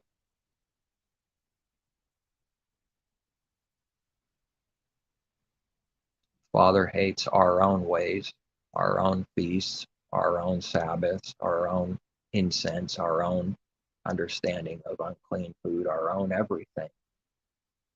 Not just a little bit, everything that's our own, because it's no good, evil, and carnal. Carnal is no good. Carnally minded is death. Carnal mind only thinks of carnal things at best. Earthly, worldly, carnal things. The world is carnal. To be in and of the world, thinking about the world only, is to think carnally only, and not on heavenly things ever, but only carnally. And there's only darkness and death in there. It's the best you could say it. This death is real. It's a deep, but you just say like one word, death, and it sounds shallow. If you don't see someone doesn't see what it's meaning at all and how it's working, you just say some words real quick, death. It's darkness, it's no sight, it's wrathful and prideful, its mind is always on worldly things, it's always jealous and envious, it's always needing to be better than someone constantly, all these things constantly, which is death. It's in slavery to its sins and can't stop. So it's in slavery to death and can't come out of it. That's what it means spiritually. The wages of sin is death, and if somebody's a slave to their sins, they're a slave to death. And work for death and work for Egypt. Don't work for the Creator. Maybe someone should consider working for the Creator that doesn't believe. He has real wages. The world gives you a little bit of wages as a trick so that you can make them more money. That's it. And this isn't to condemn someone supporting whatever they can do now themselves. That's not to condemn that. It's to bring out the good thing, that working for the world with the heart and its wickedness, your highness, wickedness, the evils of the world doesn't give any wages, doesn't give any good wages from above. It just throws a little bit of gold and silver at your face and says, get on with it, you wicked. I'll see you tomorrow. Make me some more money, you wicked. And then it says you never do enough of a good job. If you do some good job, they just raise the bar on you, you wicked, because you can never be a good, you wicked. And plus, the manager might get envious of seeing someone climb better than they did when they were in that position and doing a better job, and get envious at the wicked and then start plotting at the wicked to try to destroy the wicked and make him lose his job because of his envy. Always thinking about worldly carnal wickedness all the time. What great wrath and evil that is. Who wouldn't want a way out of this sick Egypt? Father has a way through Messiah and not from denying Messiah. That's real. Someone's in death that denies Messiah, especially when they teach it to others openly. That is a greater sin than denying Messiah in the heart and not going around like teaching it all the time. It's a greater sin to try desperately to get others to believe in the denial of Messiah. They will receive a greater condemnation and judgment from above, not from us. It'll be a greater judgment to destroy people, to destroy more people. The frogs of the earth, yes, ribbit, the frogs and slimy, hopping, jumping spirits and leaders of the world are beyond dead, firstborn of the dead Pharaoh. They're on a special level of dead, have descended into the bottomless pit on another level, and it's just the truth. And it's not because they're literal lizards, it's because their heart has descended even further and has been darkened even more. And they're starting to manifest the devil manifested in the flesh, like in the perfect fool, in the perfection of the devil manifested in the flesh, is something like the people at the very top. They kill and slaughter masses. That's what they do. They deceive masses. That's the devil's work. It's just a trick. Oh, I give you these carnal gifts, money, lust, women, all these things I give you because I love you. It does it so that it can destroy you and destroy anybody and everyone as much as possible. That's its only intention for evil. It's just a massive, deceitful spiritual trick. Sin, all of it. Sin is a trick. Yes, why did the Father make it so? Why did he make the flesh so weak and so easily want all these sins? Why?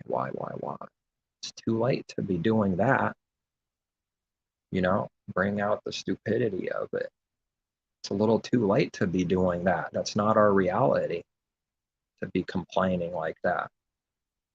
Instead, what can we do to get out of it, to do good? Which is to rely on him, not what we could do of ourselves. Instead of going, why, stuck in that for 50 years, 60, 70, 80 years, stuck going, why is it so bad? Like that's just a cop out. That's just an excuse to continue sinning. Someone needs to tell them. But look, who's going to hear? It's got a megaphone with wickedness at every corner, and it's like the truth is just like this tiny little. It'll just be trampled in their own mind as a worthless nothing and refuse for the dung pile. Because that's what this world is. It's not for the masses. We know they will never believe in this age. It's for the one or two that might hear every now and then and believe and escape this stream, these rivers, these many waters going back into the ocean. It's all a trick. Sin. It's a trick that it's not going back down to the masses. Like, oh, I'm not the ocean. I'm not that. I'm not carnal wicked. Yeah, it just looks like that. It's going back, don't worry. It's going back down that river, back to the ocean.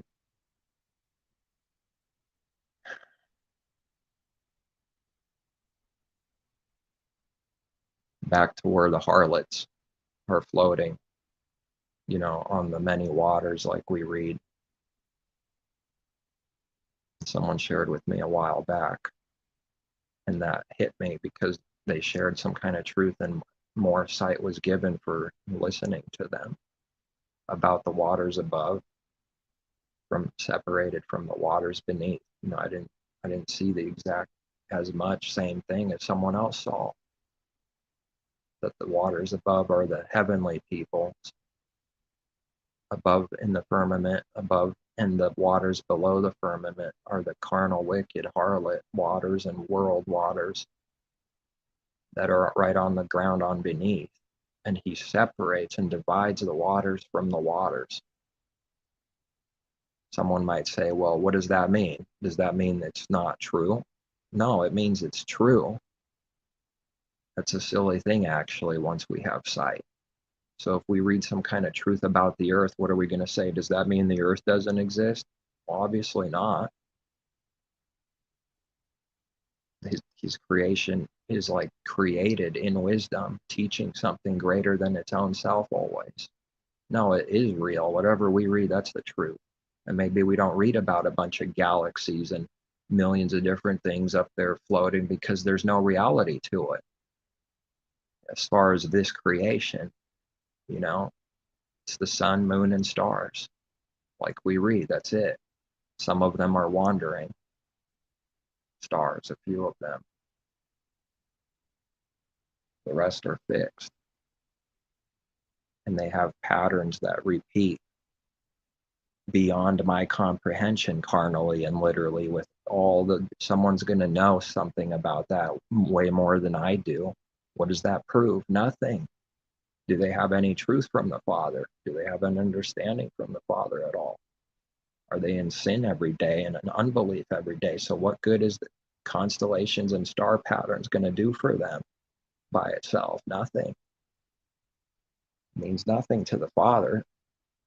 It means something to this world. So we're always going to be in enmity and disagreement like that. His stuff's worthless. The world's things is everything. That's the way it is. Have to accept that reality, a difficult one to accept. We can't do it of ourselves anyways. You say, I can't accept this, and then he'll help you accept it for telling him the truth. To accept that it is what it is, and not destroy us, not make us do some kind of evil. That's what it means to be overcome by the world, is the world's ways, its sins, its things overcome someone spiritually, and they are destroyed through, it's not what someone would think for what looks like, it's what happens within. Someone's overcome by the world and destroyed because they're full-blown carnal, full-blown sin, no faith, and that's no faith is to be destroyed. When someone in the world, like what have they said? I've lost my faith. Like someone will like randomly say that, or they've shown that in the movies too. Like, what do you think about this? And I lost my faith. That person never had any true faith. It's not something that's just tossed by the wind. The Father just tosses his people out and lets them go left and right. I don't think so. Of course, they're going to imply that he's a sinner. Of course, they're going to imply by saying that the Father does not, that does sin and his word is a lie, and that he ditches his people and lets them be utterly destroyed, and he's not with them. Of course, they're going to imply and believe in their heart the lie and the sin and blasphemy against the Creator by saying, I lost my faith. But they don't see what we see, that don't seek the truth at all. They don't believe any of that, or that it's any kind of evil at all. They can't acknowledge that. Why would they? How could they? You don't acknowledge something that has no benefit for self in this world. You only do things to benefit yourself. So if it's to lie, if that benefits someone for their image or carnally, for money, for whatever it is, some kind of gain. Doesn't have to be money every time, but for like your image, or for money or your image, that pretty much covers every possible thing, image and money. If it benefits one of these two things somehow, some way, then someone will lie. That's it. They're not gonna, someone's not gonna go out of their way to make their image look bad and lose money, are they? It can look like that because people are in such a strong delusion. They do incredibly dumb, foolish things because in their mind it was wise and it actually was foolish, and then they lose money or do some stupid thing, but they weren't wanting to lose money, on purpose. Well, a carnal man wants to increase all the time. Why would he want to lose money on purpose? There could be other motives for doing evil. Someone might have to lose a little money if they want to kill someone or something. That's not what I'm talking about. Just in general, he never wants to do that. So if it looks like he's doing that, watch out. There might be some kind of great evil that person's plotting. If it looks like they're ready to just give up money, it's either to make more money or maybe to do someone some great evil, some kind of plot, some kind of conspiracy against someone. This world's evil. It's like the more bloodshed, the more people like it, the more popular it is. That's the facts. Look at the reality. Look at the works. People don't want to accept the reality of everything. More bloodshed makes more money. It's better. It's good. More people will like it because it's got what? More killing. They can't accept the reality that their heart loves bloodshed. It loves evil. It loves sin. It loves lust. At every corner, it loves lust. The more of that that's shown for an image, the more it loves it. For it loves it. It's more popular. It's better. It's good. Calls evil good and good evil. Good is an abomination in the sight of the devil, the adversary, the masquerading snake that makes the Father look like a blaspheming, wicked Elohim, knowing something about how it spiritually works. Whatever the devil makes the Father look like is what he is himself. He's the devil and wants people to burn in fire forever. He's the blasphemer. He is every accusation that he casts himself, and the Father is none of it. The devil is an insecure, wicked Elohim of this world with nothing, and broken and empty, and no strength or wisdom at all. Its wisdom is stupidity, this world. Its strength is wickedness and deceiving people. If someone can show and prove through scripture and through any way, like with literal examples of the world's power being anything other than evil, prove it. See if someone can prove it. Show how it's always evil. Power is always evil in this world. So then we need power from the Creator, which is good. It will be apart from evil. It won't be evil. It will be good, which is like a miracle. It is. And it's alien like to the world because it doesn't see that left and right. It sees wickedness left and right. It sees no love left and right. It sees, I did this favor for you because I'm going to get some kind of car or some kind of gain out of it. That's why I did it. But always looking good while doing it. Always having a way to look good and sell the image and lie. But for the real reason, it was for some kind of carnal gain, and not because they wanted to help their buddy, but because they were going to gain some carnal gain out of it. And they're always going to be able to defend themselves by selling the image and saying, I did this good thing. See how good it is. How dare you say I did it for the car or this or that? Did you get a car out of it? You did it for the car. Done. Over with. If it's from the world, that's how it works. It's already over. Can't do anything else. It murdered someone? Well, that was the works of murder. Look at the dead person on the ground. There's the works. It's done. Can't make it go away now. As soon as someone does a great evil, they instantly have to justify it in reality to not believe. They can't believe they did it. This world's so delusional. The lies they've sold so backwards and far away from the truth. Everyone that's gone to prison for some kind of crime can't believe they justified what they did instantly. And they fill up with wrath. They go behind the judge, and some of them try to attack the judge. They're filled up. They're just an act of strength. It's utterly broken and destroyed. If it looks like it's not, it's trying very hard not to look like it, but they can't get through spiritual discernment. No, they can't get through what the Father gives us to see. Could see through it no matter how good the masquerade is when we ask for it to see. He will give us sight. We even read to cry out for it. Who's going to cry out like a little baby for discernment? Nobody except his people. That would be stupid to this world. Oh, cry baby. Give me discernment. Eh. Give me discernment. Eh. Look at that loser. He's crying for discernment because he's blind and can't see.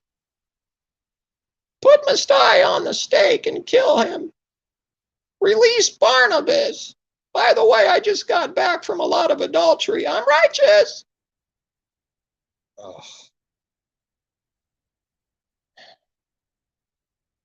Let me see if I could find that verse, maybe.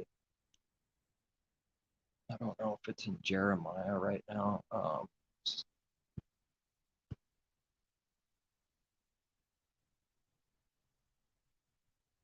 have to do a split screen.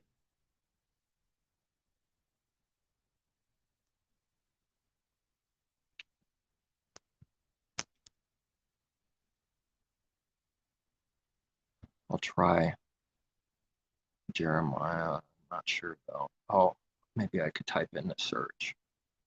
Cry out. That's probably going to find a few verses.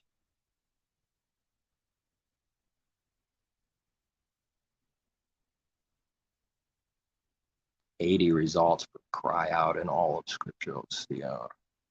Might not find it then. I think it was either Jeremiah or Isaiah.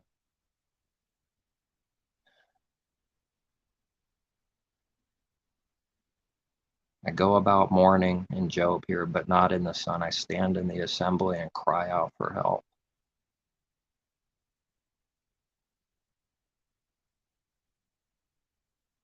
Job 35, there they cry out, but he does not answer because of the pride of evil men. Well, that's an understanding that he doesn't answer. We have to know what that means. Not answering is not good. So why is he not answering? The righteous cry out, and Jehovah hears and delivers them out of all their troubles.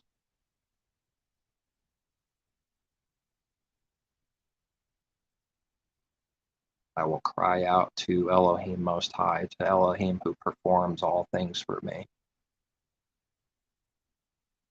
My soul longs, yes, even faints, for the courts of Jehovah. My heart and my flesh cry out for the living Elohim.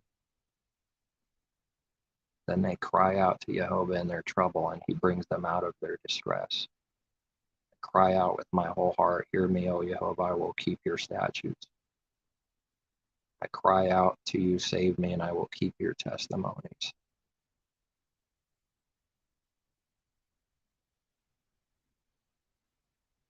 Many verses in Psalm.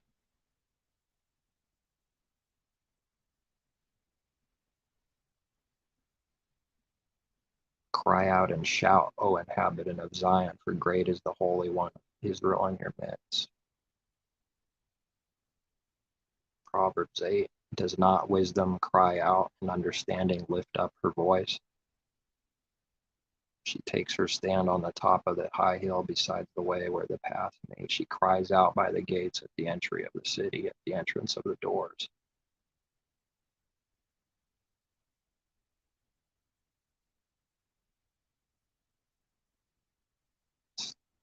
Okay, it's still not what I was having in mind, but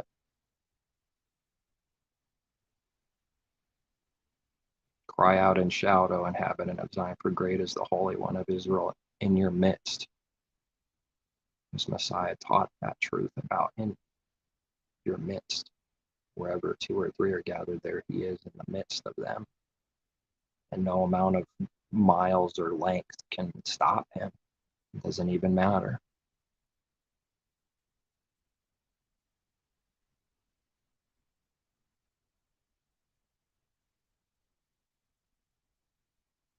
Uh,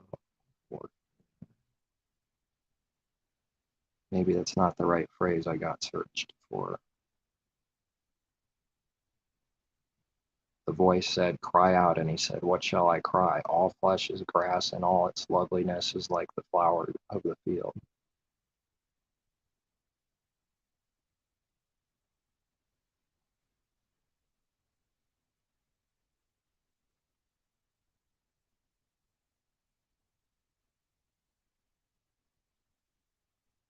Oh, this is a good verse here.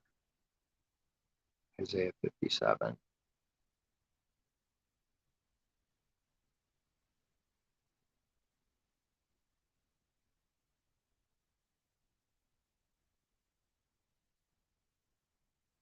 When you cry out, let your collections of idols deliver you, but the wind will carry them all away, and breath will take them.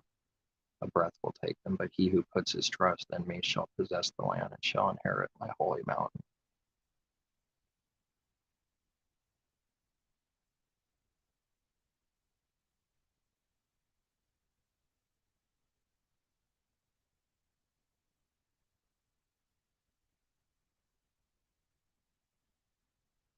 Maybe I'll put the word understanding in there.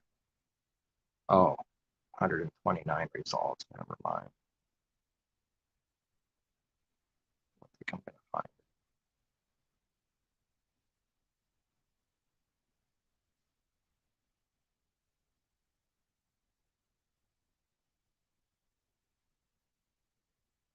Proverbs, he who is devoid of wisdom despises his neighbor, but a man of understanding holds his peace. To evil, to do evil is like sport to a fool, but a man of understanding has wisdom. Wow, powerful truth. It's a sport, it's a game to do evil. How could this be so? Such old scriptures from carnal people of old that wrote it and just made up the Bible. You know, they come up with so many, not so clever to me anymore, but you know, it could be a deception and clever for someone that it deceives. Whoever deceives it obviously was clever enough. Fear of Jehovah is the beginning of wisdom, and the knowledge of the Holy One is understanding.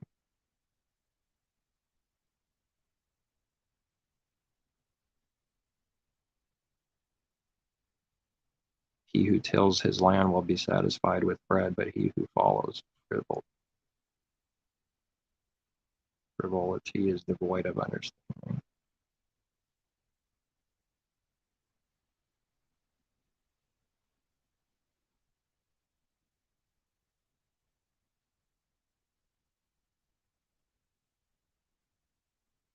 Wisdom rests in the heart of him who has understanding, but what is in the heart of fools is made known. It pours out the folly and the foolishness. It has to go and do that. It can't hold its peace or wisdom at all. Not that it even has any that doesn't believe. Where do they get the wisdom from that don't believe? The Pope? The priest?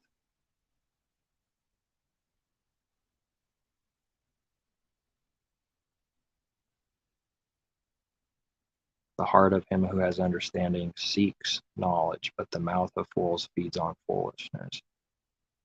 Folly is joy to him who is destitute of discernment, but a man of understanding walks uprightly. How backwards is that? Folly is joy to him who is destitute of discernment. He who disdains instruction despises his own soul, but he who heeds rebuke gets understanding. This is out of an evil. This is out of like hating self, unable to, we're not supposed to forgive ourselves out of that corruption. Like I cover my own sins, forgive myself. But someone in sin will have to hate themselves in this way, not hating the old man, not hating the old man and loathing the old man. This is the masquerade. This is the evil now, not the good, which is loathing the old man, loathing ourselves, our own soul. Messiah taught to hate our own soul.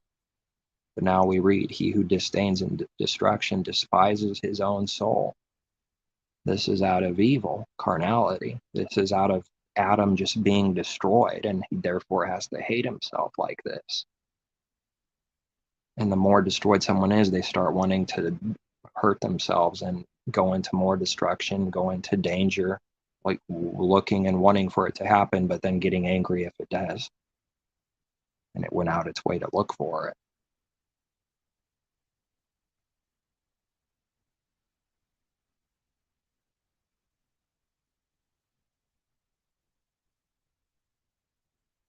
Wisdom is in the sight of him who has understanding, but the eyes of a fool are on the ends of the earth.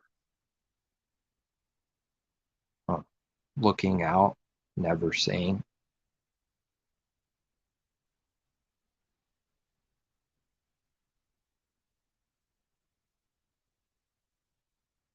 Fool has no delight in understanding, but in expressing his own heart. He who gets wisdom loves his own soul. He who keeps understanding will find good. But Messiah taught to hate our soul out of a truth. Now, this is good wisdom. He who gets wisdom loves his own soul. He who keeps understanding will find good. Yes, because that's what's good for us, to do the Father's will and receive his good things is good for us. Therefore, doing good is wanting good for self to do good. It's not selfish when it's good, because there's no selfishness or pride in it. There's no way for that. This is a good. This is the good way apart from pride and selfishness. Those doing good and learning to do the Father's good works won't hate their soul like someone in destruction will. Will loathe it, will loathe the old man, but love the new man, which is the new man, the Father's things from above, not our own. And in this way, someone can love his own soul without any sin, while keeping Messiah's words of hating our soul. There's no possible way to understand this with the carnal mind. It's a contradiction and it's over. It's foolishness to the carnal man.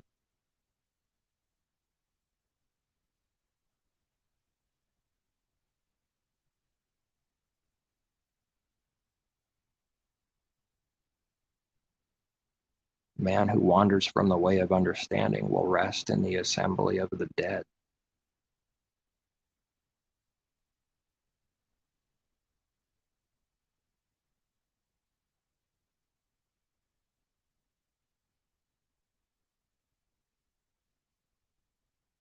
Well, I might, looks like I'll just stop trying to look for that one, I think.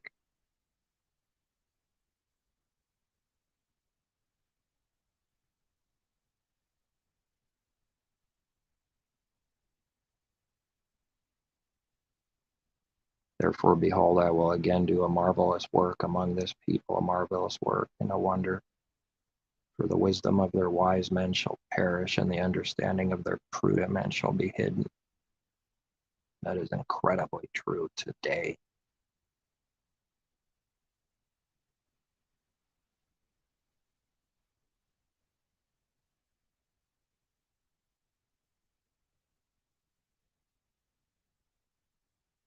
These also who erred in spirit will come to understanding, and those who complained will learn doctrine.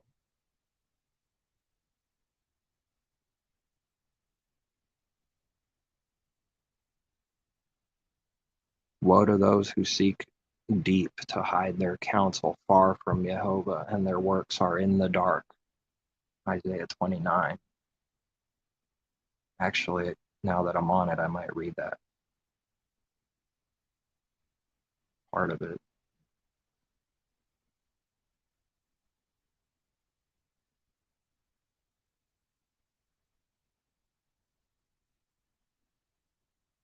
You will be punished by Jehovah of hosts with thunder and earthquake and great noise, with storm and tempest and the flame of devouring fire. The multitude of all the nations who fight against Ariel, even all who fight against her and her fortress and distress her, shall be as a dream of a night vision. It shall be as when a hungry man dreams, and look, he eats, but he awakes, and his soul is still empty.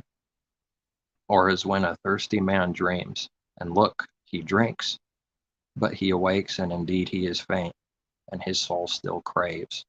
So the multitude of all the nations shall be who fight against Mount Zion. Pause and wonder, blind yourselves and be blind. They are drunk, but not with wine. They stagger, but not with intoxicating drink. For Jehovah has, this is going to seem to contradict other scriptures about being blind and drunk and everything, because this is bringing out that it's not the literal alcohol now. That's the truth, but it's to be spiritually drunk is something like that. They are drunk, but not with wine, rightly discerning the natural from the spiritual in these verses. It's something like wine, so you could say they're like drunk like wine when you're saying it out of a spiritual understanding that they've drunk in wine, but not literally. So here we read they are drunk, but not with wine. Something else, something's being brought out that's not speaking of natural wine and being drunk from natural wine. They stagger, but not with intoxicating drink, for Jehovah has poured out on you the spirit of deep sleep, and has closed your eyes, namely the prophets, and he has covered your heads, namely the seers. The whole vision has become to you like the words of a book that is sealed, which men deliver to one who is illiterate, saying, read this, please. And he says, I cannot, for it's sealed.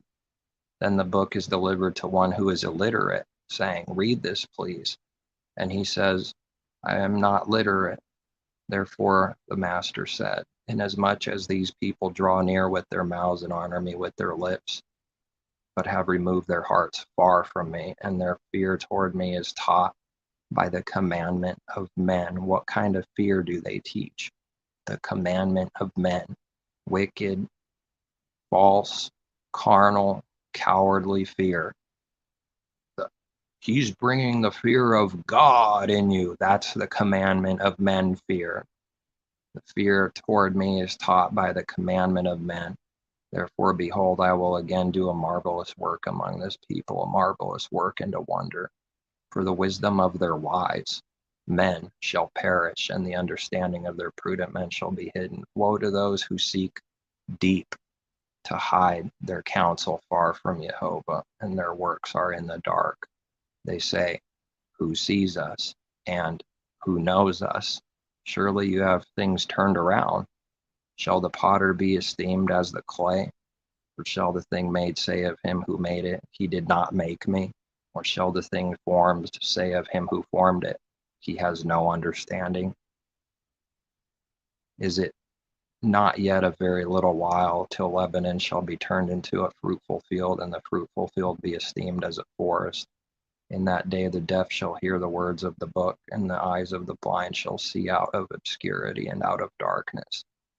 The humble also shall increase joy in Jehovah, and the poor among men shall rejoice in the Holy One of Israel. For the terrible one is brought to nothing, the scornful one is consumed, and all who watch for iniquity are cut off, who make a man an offender by a word. Yes, make a man an offender by just the word, and lay a snare for him who reproves in the gate, and turn aside the jest by empty words. Therefore, thus says Jehovah, who redeemed Abraham concerning the house of Jacob. Jacob shall not now be ashamed, nor shall his face now grow pale, but when he sees his children, the work of my hands in his midst, they will hallow my name, and hallow the Holy One of Jacob, and fear Elohim of Israel. These also who erred in spirit will come to understanding, and those who complain will learn doctrine. Woe to the rebellious children, says Jehovah, who take counsel but not of me, and who devise plans but not of my spirit, that they may add sin to sin. Why do they do it? Why do they want to do it? That they may add sin to sin, who walk to go down to Egypt and have not asked my advice, to strengthen themselves in the strength of Pharaoh, and to trust in the shadow of Egypt. Therefore the strength of Pharaoh shall be your shame, and trust in the shadow of Egypt shall be your humiliation. For his princes were at Zoan, his ambassadors came to Hanes. They were all ashamed of a people who could not benefit them, or be help or benefit, but a shame and also reproach. The burden against the beasts of the south, through a land of trouble and anguish, from which came the lioness and lion, the viper and fiery flying serpent. They will carry their riches on the backs of young donkeys and their treasures on the humps of camels to a people who shall not profit. For the Egyptians shall help in vain and to no purpose. Therefore I have called her Rahab Hemshebeth, literally Rahab sits idle. Now go, write it before them on a tablet and note it on a scroll, that it may be for time to come, forever and ever, to the age of ages. This is a rebellious, that this is a rebellious people, lying children who will not hear the law of Jehovah, who say to the seers, do not see, and to the prophets, do not prophesy to us right things. Speak to us smooth things, prophesy deceits. Get out of the way, turn aside from the path, cause the Holy One of Israel to cease from before us. Therefore, thus says the Holy One of Israel, because you despise this word and trust in oppression and perversity and rely on them, therefore this iniquity shall be to you like a breach ready to fall, a bulge in a high wall, whose breaking comes suddenly in an instant, and he shall break it like the breaking of the potter's vessel, which is broken in pieces. He shall not spare, so there shall not be found among its fragments a shard to take fire from the hearth, or to take water from the cistern. Thus says Master Jehovah, the Holy One of Israel. In returning and rest you shall be saved, and quietness and confidence shall be your strength. But you would not. And you said, no, for we will flee on horses, therefore you shall flee. And we will ride on swift horses, therefore those who pursue you shall be swift. 1,000 shall flee at the threat of one, and the threat of 5 you shall flee, till you are left as a pole on the top of a mountain and as a banner on a hill. Therefore Jehovah will wait, that he may be gracious to you, and therefore he will be exalted, that he may have mercy on you. For Jehovah is Elohim of justice. Blessed are all those who wait for him, not for those who don't wait.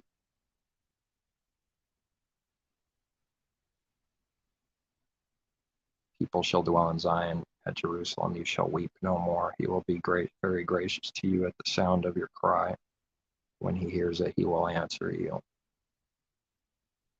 Though the master gives the bread of adversity and water of affliction, yet your teachers will not be moved into a corner anymore, but your eyes shall see your teachers, your ears shall hear a word behind you saying, this is the way, walk in it. Whenever you turn to the right hand, or whenever you turn to the left, you also defile the covering of your images of silver and the ornament of your molded images of gold. You will throw them away as an unclean thing. You will say to them, get away.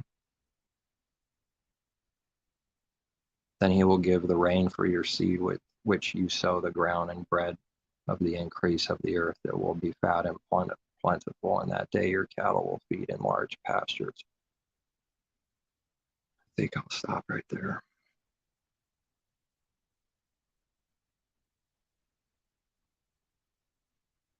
Wow, 2 hours already.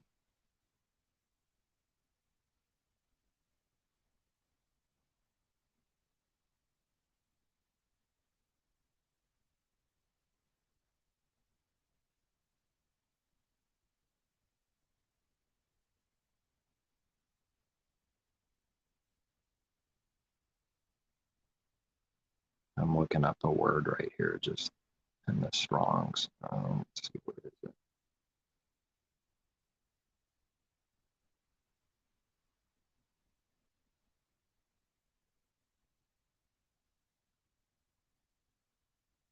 dispensation, administration of a household or estate, specifically religious in parentheses, economy, dispensation, stewardship, management of a household or household affairs, management, oversight, administration of others' property, the office of a manager, overseer, stewardship, administration, dispensation. So because they see this word, dispensation, they create their own doctrine for that, don't they? And twist it. For this reason, I, Paul, the prisoner of Messiah Yehoshua, for you Gentiles, if indeed you have heard of the dispensation of the grace of Elohim, which was given to me for you. Oh, even if you look at the literal word, it has nothing to do with what the people that teach their dispensational doctrine. It doesn't even mean anything or have anything to do with what they say. When even looking at the literal definition of the word here, it has nothing to do with dispensation as it's known in Christianity, dispensation. It's incredible. It's not what it means when we read, if indeed you have heard of the dispensation of the grace of Elohim, which was given to me for you, how that by revelation he made known to me the mystery, as I have briefly written already, by which when you read, you may understand my knowledge in the mystery of Messiah, which in other ages was not made known to the sons of men, as it has now been revealed by the Spirit to his holy apostles and prophets, that the Gentiles should be fellow heirs of the same body and partakers of his promise in Messiah through the gospel, of which I became a minister according to the gift of the grace of Elohim given to me by the effective working of his power. To me, who am less than the least of all the saints, this grace was given that I should preach among the Gentiles the unsearchable riches of Messiah, to make all see what is the fellowship,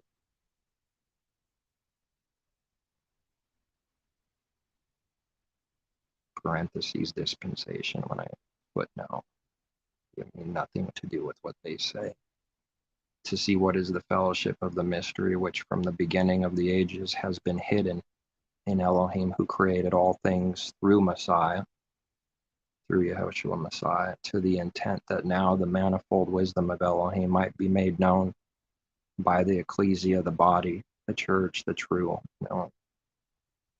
the gathering, to the principalities and powers in the heavenly, according to the eternal purpose which he accomplished, age abiding in Messiah, our Master, in whom we have boldness and access with confidence through faith in him.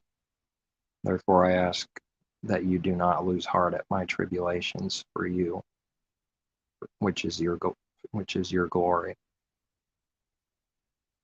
Tribulations. The apostle didn't get raptured. He says, do not lose heart at my tribulations for you, which is your glory.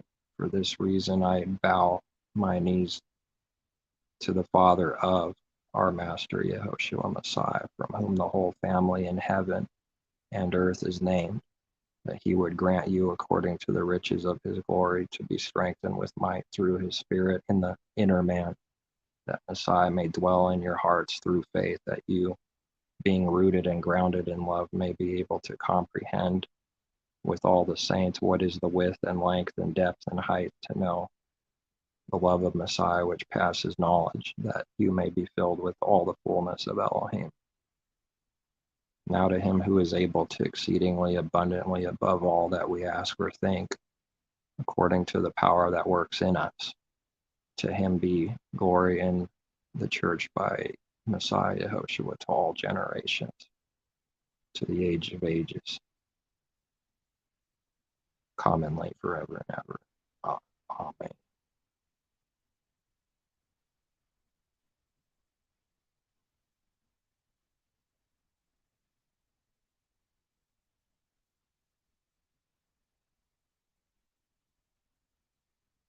It's incredible that what some people do. Have they ever even read?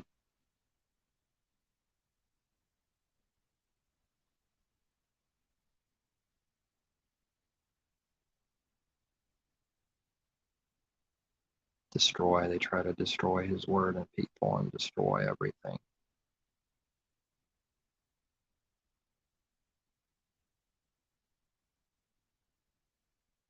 So then the Father is not a sinner and doesn't tempt any man to sin in our own heart. He doesn't do that. Every man is enticed, like we read in James, by that lust. People do it. They do the works. They don't want to believe they do it, that it's them.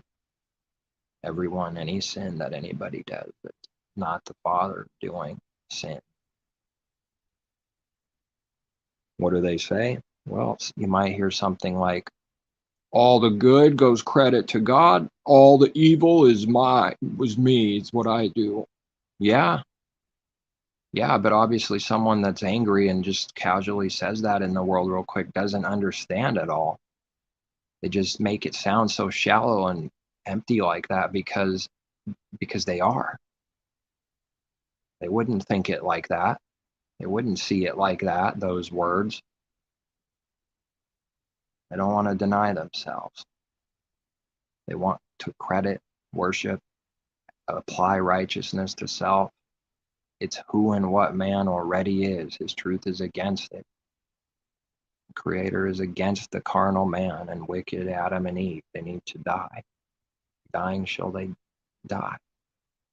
Dying they shall die. So now there is a way to be dying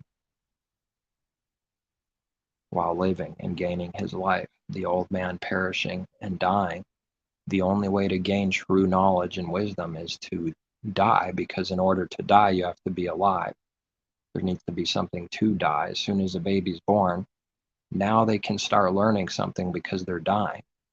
As soon as a believer's born from above, born again from above, they started dying now to the old man for the first time. Now, through dying, they can gain true wisdom and knowledge from the Father above, and not the worldly wisdom knowledge that I'm speaking of, that the natural picture is. As soon as someone's born, they start dying, period. I mean, yes, they grow up and mature, but it doesn't change the fact that they're dying now, because every day it's closer, isn't it?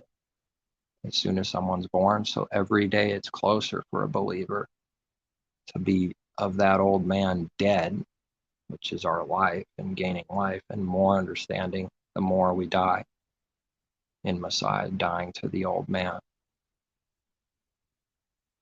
The day of salvation is closer now than it was yesterday or any other time. We read also. Those are true words. Getting closer.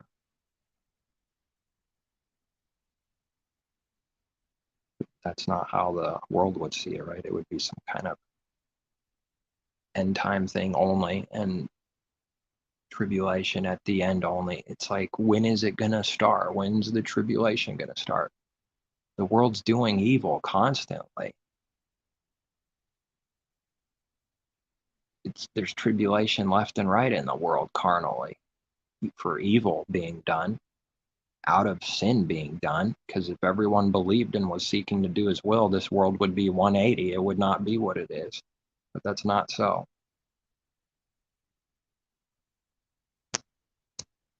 Not so right now. That's for the age to come and ages to come. Not in this age, not in this evil age that's perishing always. Even though something waxes worse and worse, it's not like a light switch. The world's already in a bunch of evil and has been continually. So they're waiting for the tribulation in their state in the United States at a certain location, with, like, a bunch of chaos, and that's something to do with his word. Like that's the understanding of the tribulation in the kingdom in Messiah that we read of. What about Messiah's tribulation? Is that not the example of what it will be, but to be understood, needing to get the understanding, the spiritual understanding from the Father through Messiah, no other. The apostle went through a tribulation. All of the disciples did. Every believer that's ever lived has. And now they must rest a little while longer until the rest of the saints, until the rest of the brethren die in like manner, until it's complete eventually, a certain number. They have to rest. But it does sound like the dead are speaking in Revelation. Therefore, it must be that the dead are speaking. See, that's what people will do. That's not what it means. It's for our understanding. It means something. It doesn't mean that they're literally speaking, the dead that sleep. See how it just only goes off of images and what something looks and sounds like right on the surface. It doesn't seek the understanding. Not what it means. The dead know nothing. They don't praise him. They're not burning anywhere. They can read that in their Bible. That they don't do anything. They're dead. They're sleeping. That includes all the wicked. They're dead. That might make a Christian angry because they're not burning in hell somewhere every minute of every day, being violently tortured forever. That might make someone angry that the wicked are dead. Well, they are dead spiritually, but the literal dead. They're sleeping. They're not being tortured in the doctrine of hell.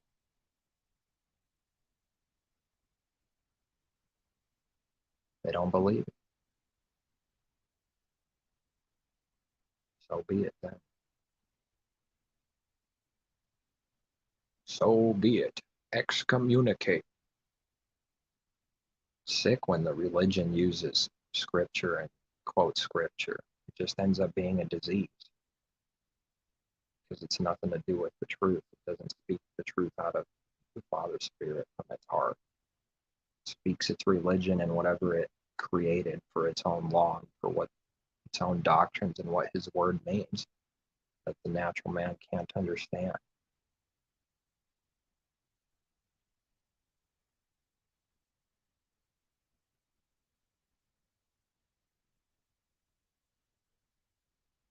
Are they blind that deny Messiah openly? Are they not blind?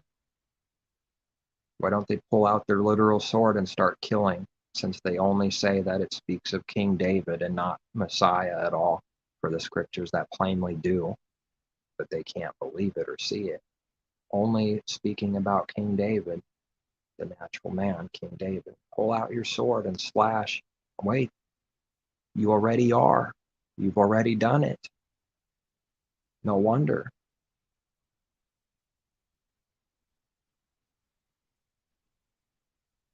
Of course, none of that counts for any evil.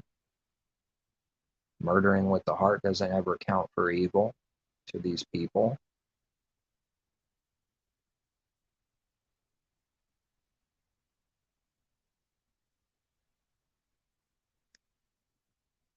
Woe, woe, woe to the earth. Woe, woe, woe for that last woe and plague. Plague. Yes, the devil. The wrath of the devil is in them for those on the earth and not in heaven. But we read in Revelation for those in heaven to rejoice. But woe to the ones on the earth, for the wrath of the devil remains on them, is on them, in them. It's real carnal down here on earth. Messiah is from above, as a believer should be from above, where there is no carnality and wickedness, only good and truth and perfection. There is no evil or darkness. But they even call heaven sin. There's not much hope then. What's left if they call heaven sin? Nothing.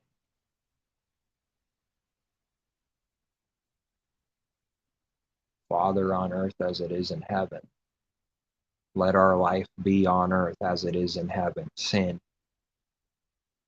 What a great lie. Makes Messiah a liar, makes the Father a liar, makes Messiah pray for evil, a prayer for evil to happen to his people and to on earth, to everyone, on earth as it is in heaven.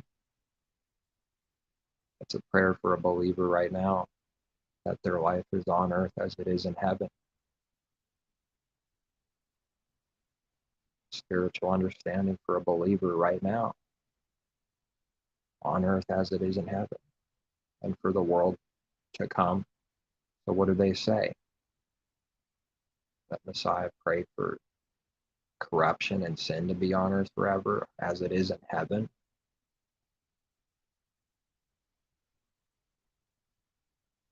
Don't even want to go there right now. The immortal is corruptible, the mortal is not corruptible. Just flip everything around backwards. Deceived utterly in whatever power it's been given in this world. It's utterly deceived and thinks it's its own. It's not even breathing or doing. It's only breathing because the Father gave literal life and allows it every second of every day if they're still breathing. Whatever little power that it calls power, which is the wickedness of this world, even that's given and allowed to someone by the authority above from the Father. That's why they're able to do that. Not even their own. They have no power at all. They're cowards. They work out of threats, fear, cowardly fear, threats, and wickedness, and attacks, and murder, and stealing, and killing, and destroying. Big fish swallowing the little fish. It needs to devour everyone before someone devours them, because it's a fearful coward. That's the devil's kingdoms. It has no power at all. Thinks it's got power because it can pull a gun to someone's head. That's its definition of power, wickedness. Now let's see what you have for good. Let's see what kind of power you have for good. None. Zero. No power for good, carnal man. The smallest test that puts some kind of pressure, because when there's no test, nothing counts. It doesn't prove anything when there's no test. The smallest test, and someone's heart will do evil. They have no power to do the smallest good. When it looks like they do good, it's just a deception. They're getting some kind of gain for themselves that made them be able to look like they did some kind of good. They can't do the real good, actually, and can't do the freely giving. Can't do the actual good work at all. They can't do it. It really means they can't. You could tell someone to their face, I'm just saying how it works. And they can't do it no matter how many times you tell it. Right to their face. Here's the knowledge. Here's the understanding. You can't do any good. They can't do it now. Because their corrupt heart now will get angry. And God-man is never told anything that he can't do. It's going to work out of this carnality already. Can't help it. Can't do anything else. And it's going to need to try to prove you wrong, because all it cares about is being right and everyone else wrong. It doesn't care about truth. So when it goes and does something, it's only doing it for the intention of trying to prove you wrong, which is not good at all. That's not good. That's evil. It can't do the good. It thinks doing what it's doing is going to be proof, and it's proof that we're speaking the truth, that is the truth, that they can't do good. They can't. When it tries to prove it, it still didn't do good because it only did it for the intention of trying to prove someone wrong and that they can do something and prove themselves right.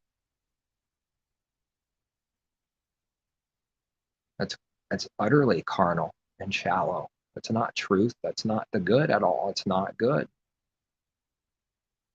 Just won't get through to people that that's not good. It's evil. Doesn't matter how good it looks. That was evil. That was sin. Can't do good. Only those that trust in the Creator and want to do His will can start doing good and do good. Its heart is corrupt. It can't do good. It's dark, black.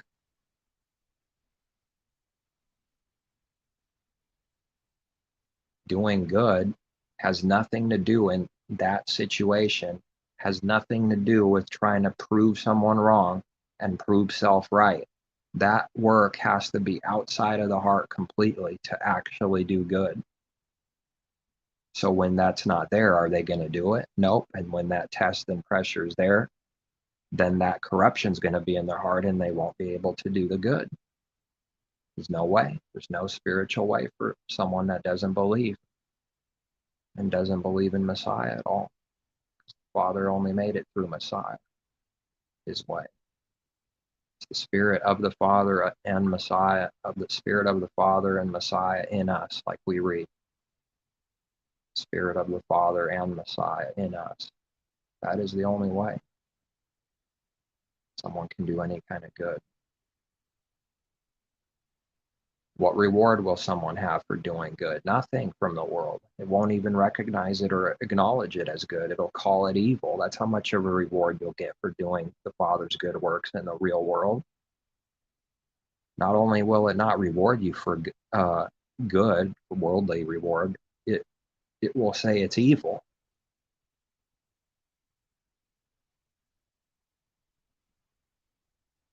There's no carnal gain for doing good from this wicked world. The devil doesn't reward Father's good works, not in his wicked kingdoms. You have to do evil to move up and move up and move up some more. Carnal gain.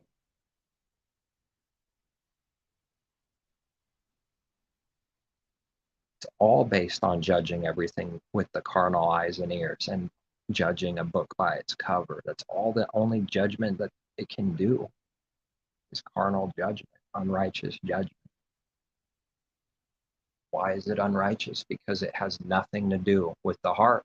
Zero. It just judges by what it looks like and what someone thinks it is based on what it looks like and based on wanting someone to be corrupt.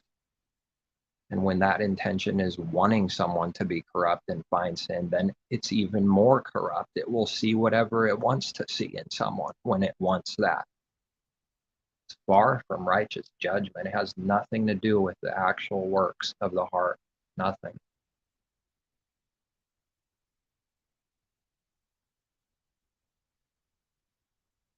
I think I'm going to end it here.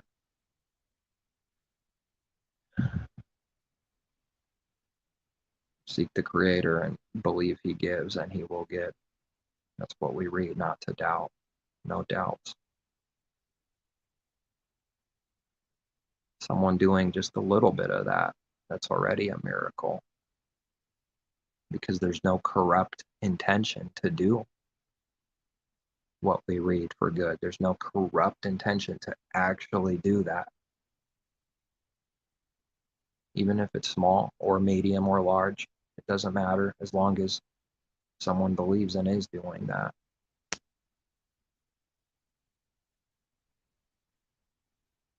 You seek His truth all by yourself, and He gives an understanding and truth, and nobody knows in the world. Be walking down the street, nobody knows. They won't believe anything. They just see a scumbag walking down the street. Just another dirty human being that it hates. Pretends to smile and wave and act like it cares so that it can't be seen as evil, so it can slip by like a lizard that it is and walk down the street saying, they didn't see me. I deceived my neighbor by doing that on purpose. They didn't see me. I can't see my heart and how wicked it is and how much wrath there is in me. I can't see that. I just see my neighbor walking down the street. Now they believe my image. See, I trick them. I like deceiving people. They believe my image that I made. As soon as I walk past them, I have a disgusting look on my face when I think they can't see me. I get caught when I think someone doesn't see me. It's happened many times, but I forgot all the times that it's happened. I am the natural man. I conveniently forget everything that goes against me and exposes my sins, but I remember everything that proves someone else's. Just a little bit partial, full blown, and biased. Partiality is sin. Father's not partial, and he does not take bribes. Without partiality and no bribes. Gifts don't work with him. Gift/bribe. If you tell someone the truth about bribes and what it is with some scriptures, they'll just tell you they had no such intention for any kind of corruption or anything every time without fail. There's no incentive even to do good from the world. There's no incentive to give them the truth when we know that they can't believe it, and then they still receive it anyways. That's what good is. That's what love is. In hopes that they believe, and because it's the only good, right thing to do, regardless of if they believe or not. That's doing good to someone. They'll hate you for it.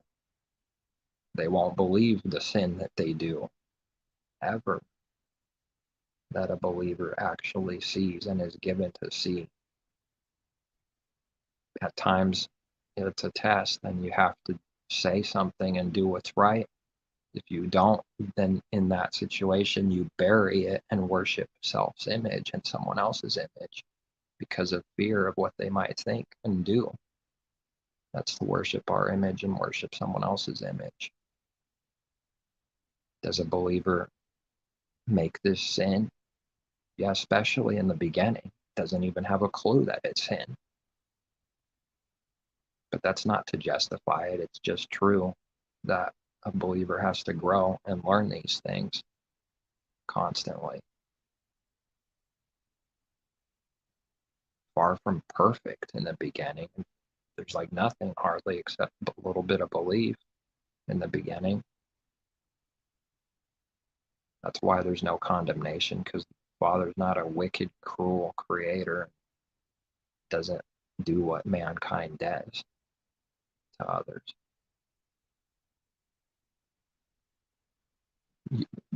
They're covered while doing a lot of sin still that they're not even aware of. If the knowledge isn't there now, he covers his people. They just don't see it. But once you see it, then it becomes sin and counts for a judgment. He doesn't make it whatever you don't see and judge according to what we have no clue of for knowledge yet for a believer.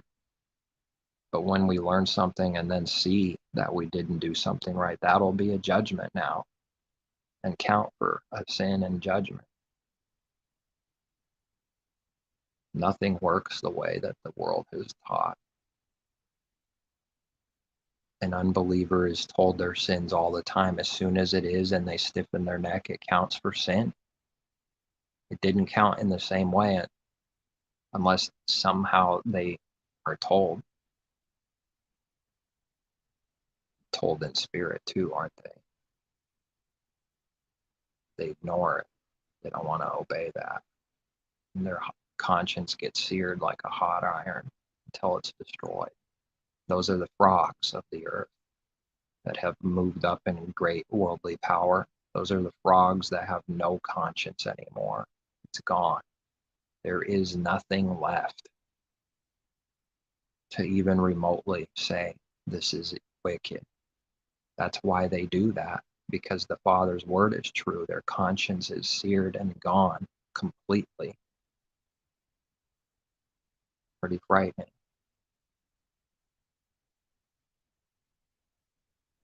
Someone might say, how on earth can I would never do that? Someone should be careful when they say that. That test might come back to someone.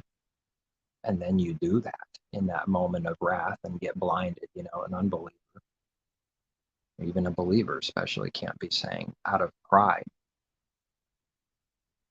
of ourselves, we'll never do, watching out for that pride, only going through the Creator's way in truth, humble, asking Him, going through Him to not do that, not relying on self and saying, we'll never do something.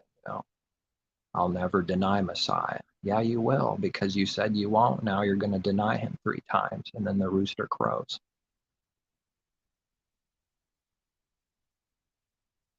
Because that pride has to come out.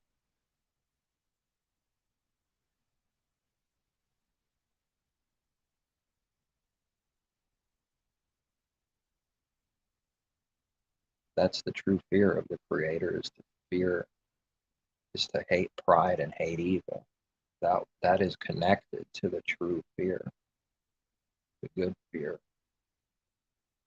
believing in his judgments, for sin, and hating sin and not wanting. This is all connected to the good fear, not the cowardly fear that the natural man only understands, the fear of God that someone puts in someone because they put a sword to their neck. That's not the fear of the Creator. Threatening someone out of an evil heart is not the fear of the Creator. Actual evil work from the heart, from that person going out to the other out of an evil intention and heart, that's not the fear of the Creator. These two will look identical to someone that doesn't see the truth at all.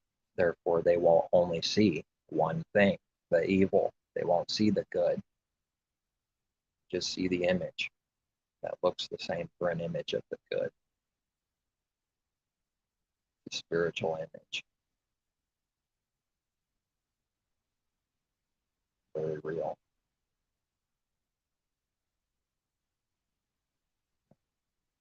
Fear of the Creator is good so that we don't sin among not just one thing, but many different things. But that's one of them, so we don't sin.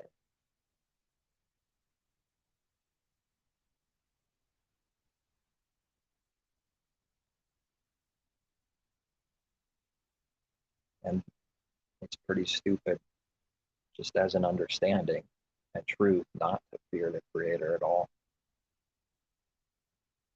because it's pretty apparent that everybody is just a worm and the Creator has a lot of power. It's pretty stupid not to fear him for that reason too.